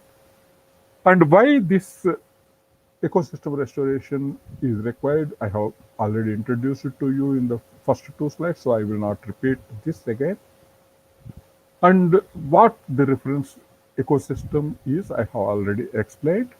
So, the reference ecosystems can serve as the model for planning an ecological restoration project and later serve in evaluation of that project outcomes. The reference represents a point of advanced development that lies somewhere along the intended trajectory of the restoration. The reference can consist of one or several specified sites that can contain model ecosystems. A reference is best assembled from multiple reference sites. In the current situation of climate change and anthropogenic impacts, people has had problems in terms of using the references, and thus the concepts has developed as the dynamic reference. The dynamic reference is basically thinking in terms of the remnant vegetation and the restored vegetation is going to have the same type of impacts in terms of the climate or the environmental change or the human anthropogenic influences. And thus, when you have similar pressures on both these things, probably you will be able to understand the interactions in a restored ecosystems. To elaborate this, on the ecological conditions on the y-axis and the time in terms of restoration, you could look. A restoration site and the reference site are present. So, with the climate change, the abatic conditions could be changing, and thus the reference site condition will also be constantly changing. And the restoration site monitoring now has to consider how the reference site is responding to the changing ecological conditions and whether its progression is moving towards meeting the reference site or not. And thus you will be able to say that your pathway towards the restoring the ecosystems is moving towards the intended target of restoring the ecosystems. So what is being restored? In an ecosystem, we have thought that the conditions that are existing earlier is brought back, then the ecosystems are restored. This is the concept that has been taught to me, and I was teaching the same thing to most of the years without understanding what it really means. As an ecologist, I always say that in an ecosystem there are dominants and the members. Dominants are those members of the ecosystem which take all the pressures from the abatic factor influences and create microclimate that is required for the other members to be present in such ecosystems. And thus, all the climate change or abiotic factor variations are going to influence more on the dominants as compared to the members. But when the dominants cannot handle the changes in the abiotic factors, then automatically it will not be able to maintain the microclimates that are required for the members, and thus the ecosystems can get affected. So thus the dominants in an ecosystems are considered to be important for restoring the ecosystems. So if you look at most of the case studies, people has brought the most obviously dominating vegetation components into the restoration ecology programs. So we used to plant the dominant vegetation into the restoration areas. However, recent literature indicates that the restoration should focus on the required ecosystem functions and not the structure. The reason because there could be lot of species that could provide the same type of ecosystem service, and the dominant one could be providing the predominant function, which could be the keystone species. And the keystones concept is going to be the most critical in terms of the ecosystem restoration. That was what has been taught to us.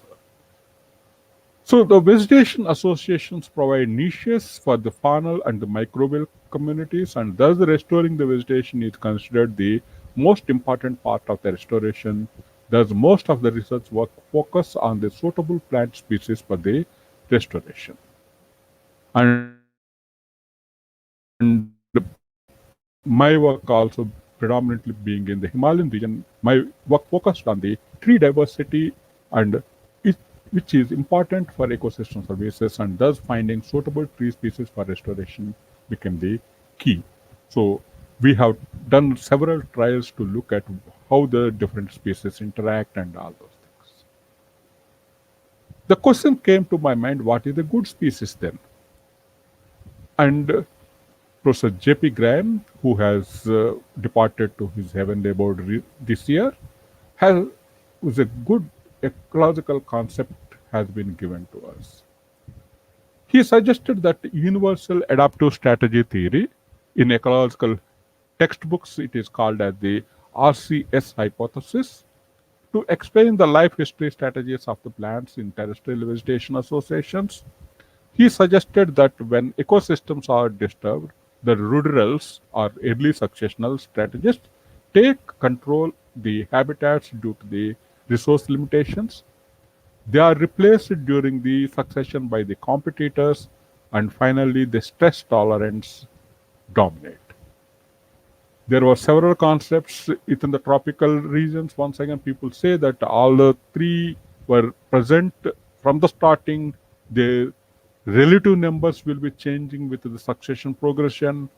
There are people who has been thinking that one association is replaced by the other association, and all these are because of the number of individuals of representing each of these groups.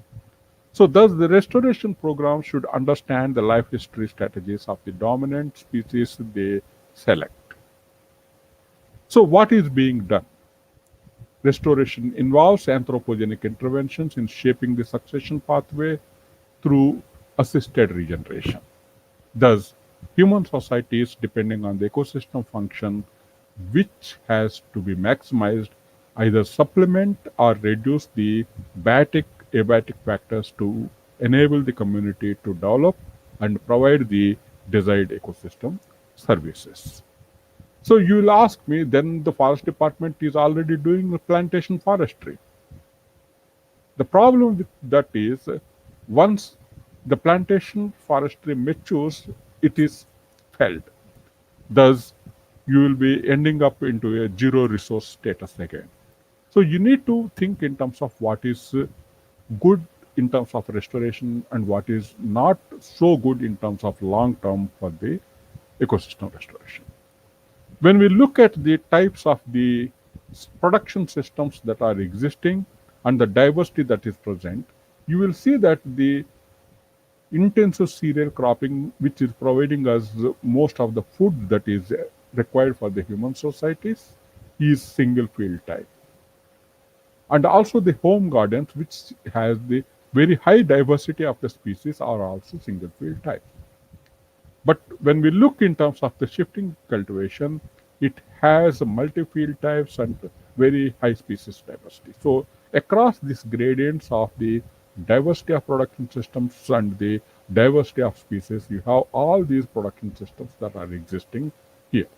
And thus the resource utilization varies depending on the number of species present in the production systems and how it is meeting the ecosystem service that is required for the human society. When we look in terms of the restoration, we look at the three basic things. Whether it should be the functional basis, so this means that whether it is looking for the production or protection. So this is the outlook of most of the administrative views. So the forest department will be thinking whether we are going to have the production forestry or the protection forestry. So they will be working in terms of how to manage the existing systems or the restored systems depending on the functional basis of the things. But the local community will be looking in terms of the what is the socio-economic benefits I am going to get out of the systems. And thus the socio-economic basis indicates that what type of ecosystems can be restored. So most of the production systems based with the tree-based or other systems are belonging to the socio-economic based restoration systems. And finally, the ecological basis one, which not much work has been done, has been the focus where we are looking in terms of long-term carbon sequestration and also providing the required ecological species conservation and other things. And thus, it is going to be important. So, at present, we are looking in terms of the functional basis and the socio-economic basis. We require to give little emphasis on the ecological basis also. Why it is so? When we look in terms of shifting agriculture affected areas, in the first year, so there are trees, but you cannot call them as a tree, so the density is going to be 0, but the number of species present, number of genera present, number of families present is given here. As compared to a mature forest, you could see that there is going to be drastic variation.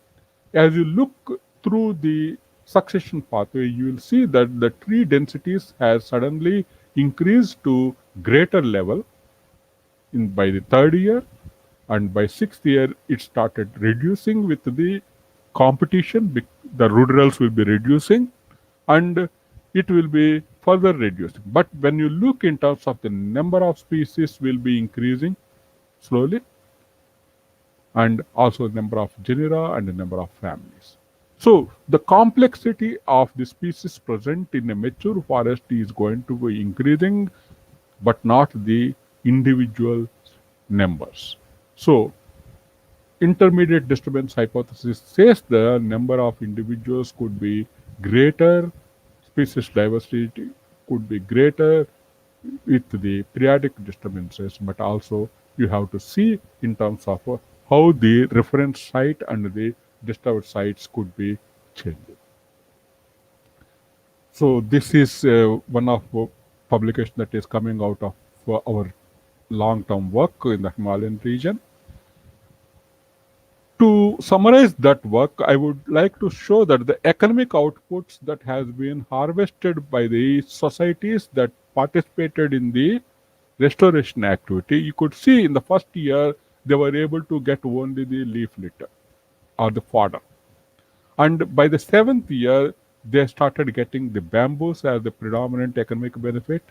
And by 10th year, they started getting the fuel wood and also the fruits.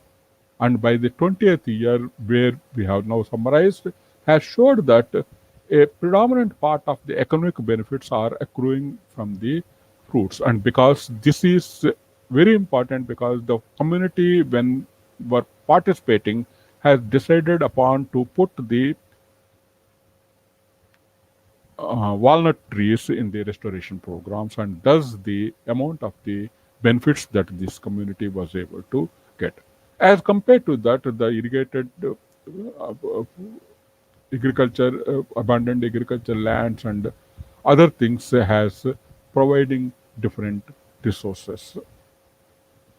So what are the options for improvement of the degraded ecosystem? Madam has already presented some of the ideas. So what we have been looking at the conceptually is the degraded ecosystems are present. We can't bring them into the original ecosystem because practically no ecosystem can get the same type of the species combinations and the species associations. By rehabilitation, you will be providing a good amount of the species complexity, and thus you will be able to get the biomass and nutrient content. But when we do the plantations, you will be getting high amount of the ecosystem functions, but the species complexity may not be very great. So in the replaced ecosystems, where you will be choosing the species that have the acceptable combination in terms of the ecosystem service provision, but also a little greater species complexity, which is stable. And thus, the replaced ecosystems are new ecosystems that are considered to be the future of restoration ecology. And thus, when we look in terms of what are the issues with the restoration ecology, it is predominantly looking at the past ecosystems as the reference point and thus targeting on to the restoring the species that are present there and not focusing on to the services it used to be providing.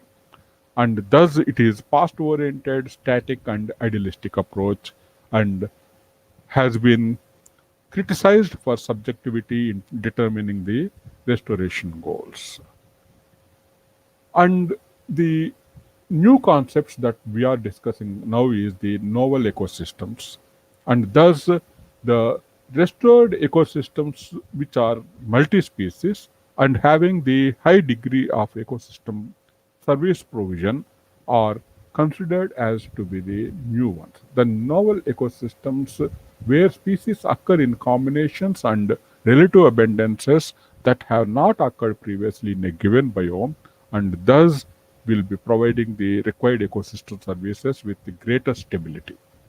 They can be caused by the human action, environmental change, and the impacts of the deliberate and inadvertent introduction of the species. The implications of this restoration ecology is it requires significant adjustment. A more dynamic approach is needed in dealing with the increasingly uncertain future, and the restoration goals are determined by us and not by the nature. Restoration may be difficult, even impossible for some novel ecosystems because you will not be able to create the required combinations that you think that it is required. So how to manage the novel ecosystems and how to maximize the ecosystem services is the questions that we are currently addressing. And these questions are, is the system maturing or capable of maturing along the stable trajectory? Is the system resistant and resilient? Is the system providing ecosystem services?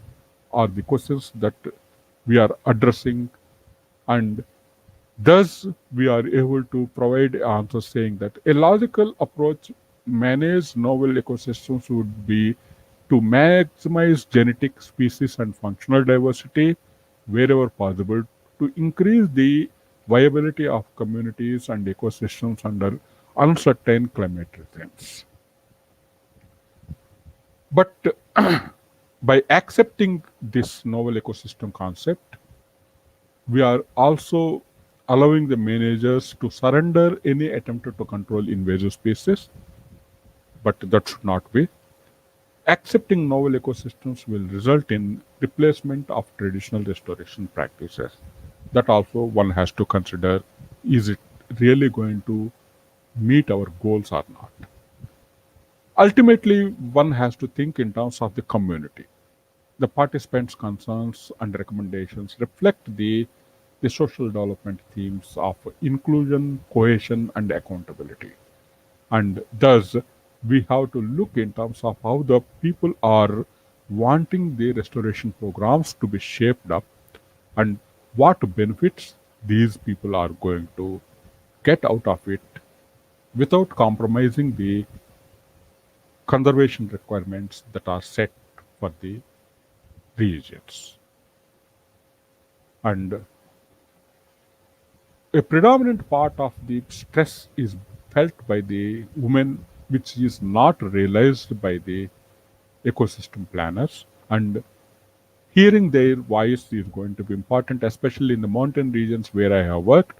Women are the most important persons in terms of managing the forest because they are extracting the resources of the fodder and fuel from the region, and thus hearing their voice is going to be important for a successful restoration programs. Thank you.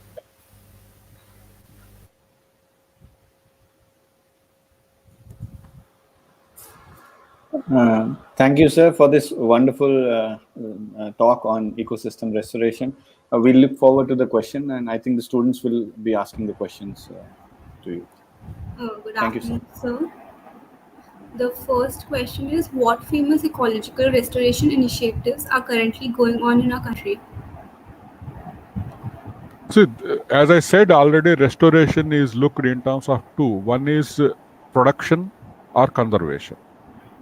So, the forest department focus is predominantly in terms of providing the provisioning services. So, they are trying to restore the degraded land in terms of providing the timber or carbon capture. So, the focus is predominantly there. But when we look in terms of the other areas which is disturbed because of the excavation of the minerals or other things, then the focus is to restore the areas by reducing the impacts of environmental pollutants that are present in such areas. Okay, so the next question is, how to increase the effectiveness of current policies of nature protection? This is the focus where the community participation with the sharing of responsibilities and benefits. That's the only way, because you don't have the number of people who can actually police the resources that are available. So ultimately, unless the people are willing to participate in conserving these resources, it is not going to work. Thank you, sir. It was a great session.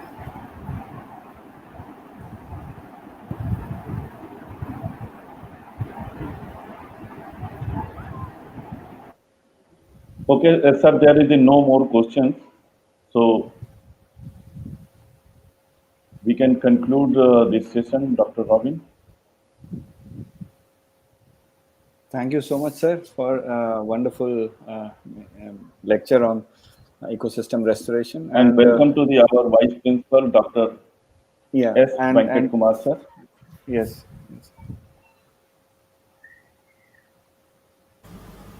Good afternoon to everyone. Good afternoon, Professor Rao, sir. Good afternoon, sir. Yeah, Robin, you can continue. Yeah, so we just concluded our 3-day session, sir, and on the on different aspects related to the online training related to which was organized and well implemented for the last 3 days. And I thank all the speakers and everybody who participated in the event, and including currently on the screen, Professor Raj Sekran, Mr. Shekhar, Dr. Venkat Kumar, our Vice Principal, Professor K.S. Rao, and Dr. Abhishek Chandra for coordinating this entire session successfully. And we can just conclude the session, and I will hand over the dice to Dr. Abhishek Chandra. Okay, thank you so much, Dr. Robin. So we are concluding the 3 days sessions, starting from the last 2 days, and all the sessions will be concluded Now we are given to the dais to the Mr. Arun Burma to conclude all the things. Mr. Arun. Yes, sir. Thank you, sir. Thank you so much. On the outset and of this 3-day training program, now we are covering all the aspect of our topics that have been delivered in today 3-day training program. Now, on the final day, we have covering a topic such as related to disaster management concepts and the institutional framework of a country that a kind of a framework which is working in the field of disaster management throughout the country, in which Sri Shekhar Chaturvedi sir has highlighted the institutional framework in which he has highlighted the role of MHA, NDRF, and National Institute of Disaster Management, which is generally known as NIDM, in his first presentation, and Dr. Hardeep Pari Sharma, Assistant Professor from Environmental Studies, Kurukshetra University, sir has highlighted the topic that is prevention and control of waterborne diseases during the hydrological disasters. So it was a very nice lecture from sir's sides, and it has covering all the aspect related to the waterborne diseases, in which sir has highlighted several major concerns, which I hope that the participants will be getting and must benefited from sir's lecture and have some idea just related to waterborne diseases during hydrological disasters. We know that in India, approximately 12% of our land, 12% of total area in country is very prone to the flood situation in a country due to the heavy rainfall, and many more reasons can be come to the due to causes which may be a cause of a waterborne disease also. But the majorly, if we see that in India, approximately 12% of total landmarks is prone to the water-related issues like a flood situation in the country. And Professor S.R. Gupta, Emeritus Fellow, Department of Botany, Kurukshetra University, ma'am has highlighted the ecosystem restoration work achieving in environmental livelihood, in which she was covering the causes of a land degradation, the impact of soil erosion, and many more things has been highlighted in Dr. S.R. Gupta's lecture. And Professor K.S. Rao, Department of Botany, sir has a very efficiently, and I hope I say that it was a very nice lecture from sir's sides, and sir has totally give a concept related to the socio-economic dimensions of ecological restoration. After a presentation of Dr. S.R. Gupta's ma'am's lecture, and I hope and I feel that the participant who has joined us in this 3-day training program have get a sound knowledge to related to the program which we have conducted in collaboration with NIDM and Sri Venkateswara College, because we we have understand that we the faculty member, those who have joined as a kind of a they have given a talk, or they have given suggestions. So these, because they have a kind of a huge knowledge of their careers, so it impact also on the students, those who are listening us today, and the fellow those who are have a kind of a knowledge. So it increase the knowledge of all of us who has joined us. Thank you all. And for the concluding remarks, I would like to invite Shri Shekhar Chaturvedi sir from National Institute of Disaster Management. Over to you, sir. Shri Shekhar Chaturvedi. Thank you, Arun. First of all, at the outset, I welcome Dr. Venkat from Sri Venkateswara University in this concluding session. And to my benefit and for I hope the benefit of all the students who and the participants who have joined this program, the entire sessions on all 3 days covered various facets of eco forest restoration and disaster management, their relationship, impact on livelihood, impact on water, the impact of waterborne diseases, what is actually restoration, and what are the different case studies in this topic that were covered by the learned experts on all 3 days. And I'll be failing if I say that Sir, join if I kariye, open fail to. kariye.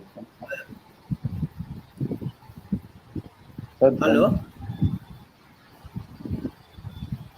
I'll be failing if I don't say say that the participants were also enthusiastic and listening on all 3 days. They put up very important and relevant questions to the resource persons, and resource persons also very diligently and effectively satisfied the queries raised by various participants. So all 3 days we were there. It was a very learning experience for me also, and from NIDM side, I like to thank Sri Venkateswara University and Society for Environment Development for collaborating with us and giving us such an opportunity to listen to so many learned professors working in the field of ecoforestation, and how that forest restoration, ecosystem restoration has been effectively and importantly used in reducing the disaster risk and sustainable development goals. So I thank Dr. Robin, Dr. Chandrasekharan, and Dr. Abhishek Chandra for effectively and efficiently coordinating these sessions and introducing the subject as a whole. So thank you very much. Over to you, Abhishek. Thank you so much, sir. Now I request to the Dr. S. Venkat Kumar, Vice Principal, Sri Venkateswara College, University of Delhi, to give your remarks, sir. Good afternoon to all the panelists, the learned panelists, and of course the people who have attended this particular course as such. And at the outset, I'm very grateful to Professor Rao because he has been very helpful to our college in many ways, particularly the activities relating to the Environmental Studies Department or the Botany Department for that. These two teachers from the Environmental Sciences Department of our college, so they have been very active. And the college, we too have one particular eco club where they are very proactive and encouraging the students the importance of conservation at the outset. As Professor was saying at the conclusion that the things are either say you have to go in for conservation or restoration. So if conservation could happen or if it can be stopped from getting deteriorated, restoration will not be necessary or restoration can be avoided. Being a person from commerce having some economic background for that matter, conservation may not be that economically difficult, but restoration involves huge amounts of investment. So in this pursuit, if we just take it up, and if we would in fact inculcate the habit amongst all our students and all the other people also as a social initiative, that how better it is to conserve the things what we have got. And always there is a debate that there is always that development versus environment. So development at what cost? Development for whose sake? Or development resulting into what? If any development is ultimately going to lead to disaster, perhaps there should be a second thought on such development. So we have to think of many other alternative media or sources, how we can move ahead without disturbing the fragile nature of this ecosystem. So therefore, I think our learned panelists and the people who have been associated on the earlier 2 days also would have been greatly beneficial to the people who have participated. And I'm really thankful once again to the learned panelists, Professor Rao, Shekhar, Professor Rajsekhar, and all, and the National Institute of Disaster Management, bringing in this important topic to be associated, because today we find that at some places there is an acute drought and at other places there is heavy floods. This imbalance, and we frequently are hearing about the cloud bursts, the glacier melting. So therefore, it's a serious subject, and people have to be told that how important that we conserve our environment, and we also ensure that we don't devastatingly use any of the resources, which in fact would not add anything to us, instead rob something away from us. So thank you, Abhishek, and thank you, Robin. And I think our learned Professor will talk more about it. Thank you. Yeah, thank you so much, sir. Now I request to the Professor C. Rajsekharan, President, Society for Environment and Development, to give their remark. Hand over to you, sir. Good afternoon to one and all. Professor K.S. Rao sir, Professor Venkat Kumar sir, then Dr. Shekhar Chaturvedi, Dr. Abhishek Chandra, Dr. Robin, and all other participants. It's my good afternoon to one and all. I congratulate everyone for acquainting recent advancements in the field of eco restoration and disaster management on last 3 days. This program, which is really focused on the realistic approach on our day-to-day life.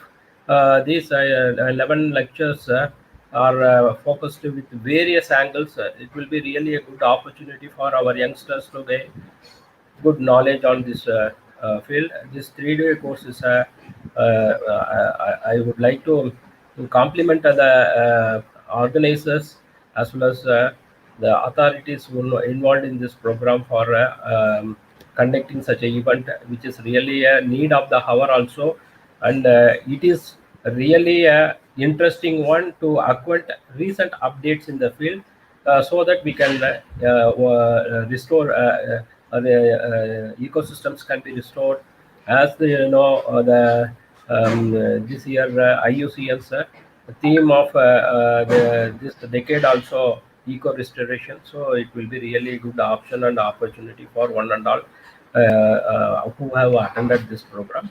I would like to congratulate everyone who are successfully attend and acquiring knowledge in this field of eco restoration and disaster management. Thank you one and all. Thank you very much.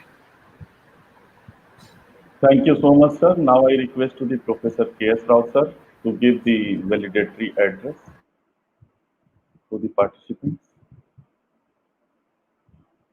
Over to you, sir. Okay, good afternoon. Dr. Venkat Kumar, Dr. Shekhar Chaturvedi ji, Abhishek, Robin, Professor Rajsekharan. It's good to see you all. The 3-day course that has been operated and concluding now is, I think, that is required of the day. The topic that is ecosystem restoration and disaster management. Traditionally, we always used to believe that prevention is better than cure.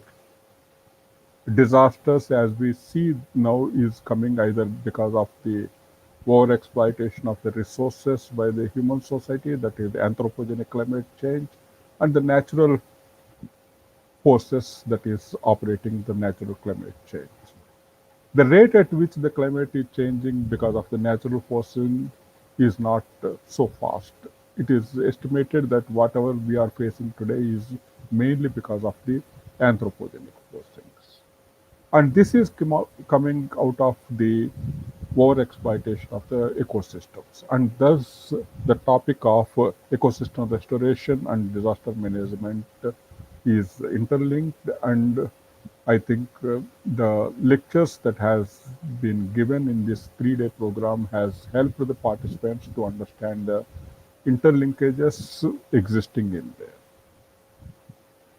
The critical thing I would say is, if you understood that why disasters are coming and how you could prepare to prevent them, a predominant part of your goals is achieved because you will be reducing the impacts of such disasters that may be felt by the human society.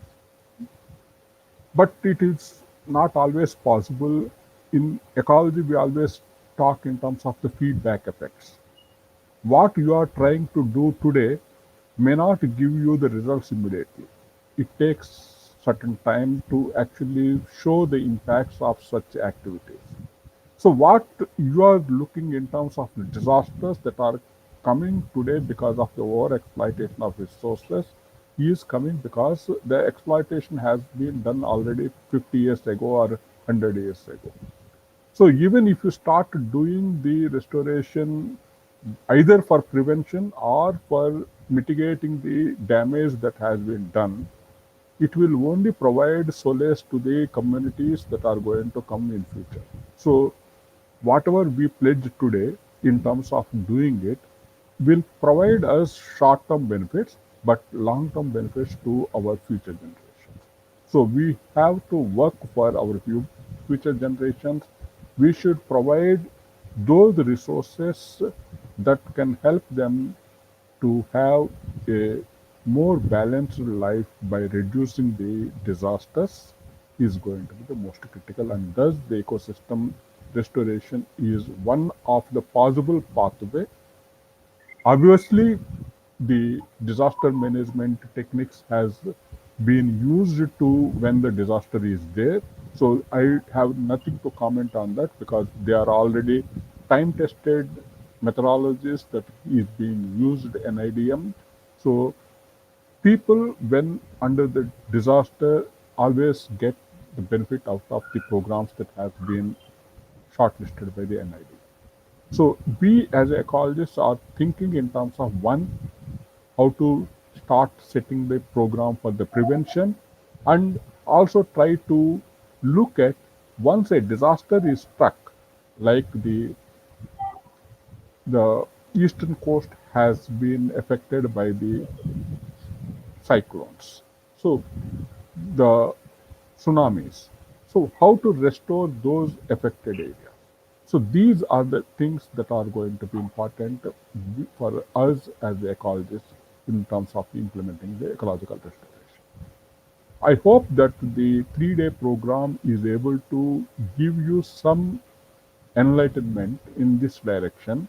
And if the take-home message is using the natural ecosystem restoration pathway to prevent the or able to sustain the impacts of the disaster or restore the areas that are impacted by the disaster is taken by all the participants. I wish you all the success in future endeavors. Thank you very much. Yeah, thank you so much, sir. Now I am given to the formal vote of the thanks. On the behalf of both the coordinator, myself, Dr. Abhishek Chandra, and Sri Shekhar Chaturvedi ji from NIDM, I thanks to our both patrons, Major General M.K. Bindal ji, Executive Director, NIDM, and Professor C. Sheila Reddy, Principal, Sri Venkateswara College, University of Delhi. I also thanks to our Vice Principal, Dr. S. Venkat Kumar, for his continuously support and encouragement to us. I also thanks to our baby streaming team and the SED India members, Dr. C. Kandipans, Dr. R. Jayakumar Raj, and Professor C. Rajsekharan, President, Society for Environment and Development, SED India. I also thanks Dr. J.S. Chandrasekhar, Dr. L.S. Kandari, Professor Anand Prem Ranjan, and Dr. Kavita Singh and Dr. Punita Pandey. It is my pleasure to thanks to our distinguished speaker from the day one, first day speaker, Dr. Professor R.K. Maikuri, Sri Ashish Panda, Professor C. Rajsekharan, second day speakers, Professor Ganpati, Professor Ranjan Das, Dr. Avinash Sharma, and third day speakers, Dr. Hardeep Rai Sharma, Professor S.R. Gupta, and Professor K.S. Rao for their informative and enlightening lectures in 3-day online training program on ecosystem restoration and disaster management. I thank both of the moderators, Sri Arun Verma and Dr. Robin Suesh. Last but not least, I also thanks to our student coordinator, Ms. Urvika, Ms. Tanya, and Ms. Gargi for their smooth and active conducting of the question and round with every speakers. Last but not least, I thanks to all the participants and the organizing member of the NIDM, SED India, and Sri Venkateswara College, who directly, indirectly help us to conducting and smooth running of 3-day program. Thank you so much to everyone. Now I request to the Arun Verma to give the few lines how they can download their certificate. Thank you, sir. Thank you so much for delivering vote of thanks. Participant, as I earlier told you, but you have to go to your login Yeah, please credentials. one repeat. Yeah, you have to go into your login credentials. So after entering your email address, the user ID and password, you will go to the completed event. Then going to completed event, you have to visit your program. That is name will be showing on your program that of our training program, that is this ecosystem program. Then you will get an option to feedback for the feedback form. After filling the feedback form, you will directly come to the download certificate option, but it required a minimum for 5 to 6 days to for hold the processes, because we have to upload the your this 3-day training programs, the sheet that is known to be the attendance sheet of all the participant into our NIDM e-training portal.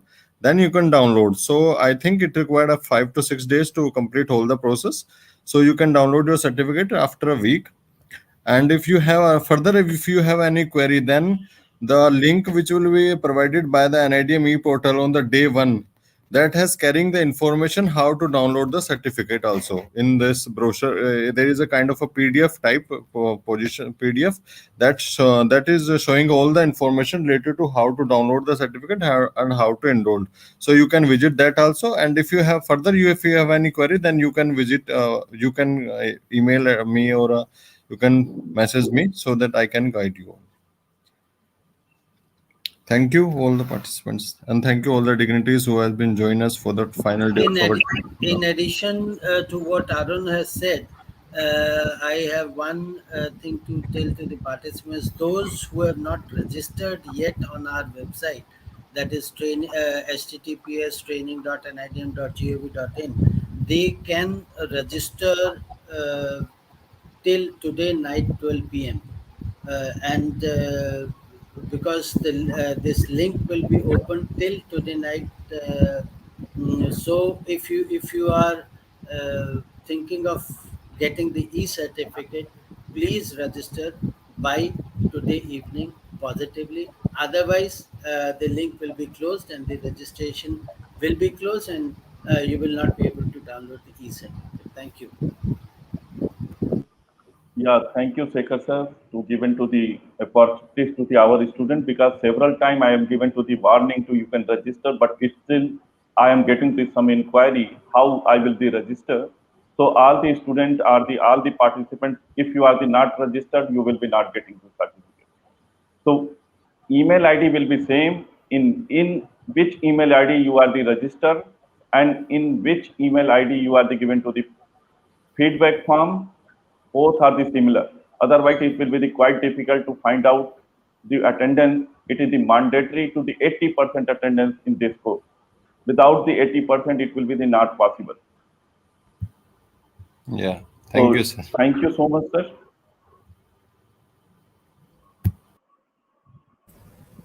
Thank you, Abhishek. Thank you, Secretary, Professor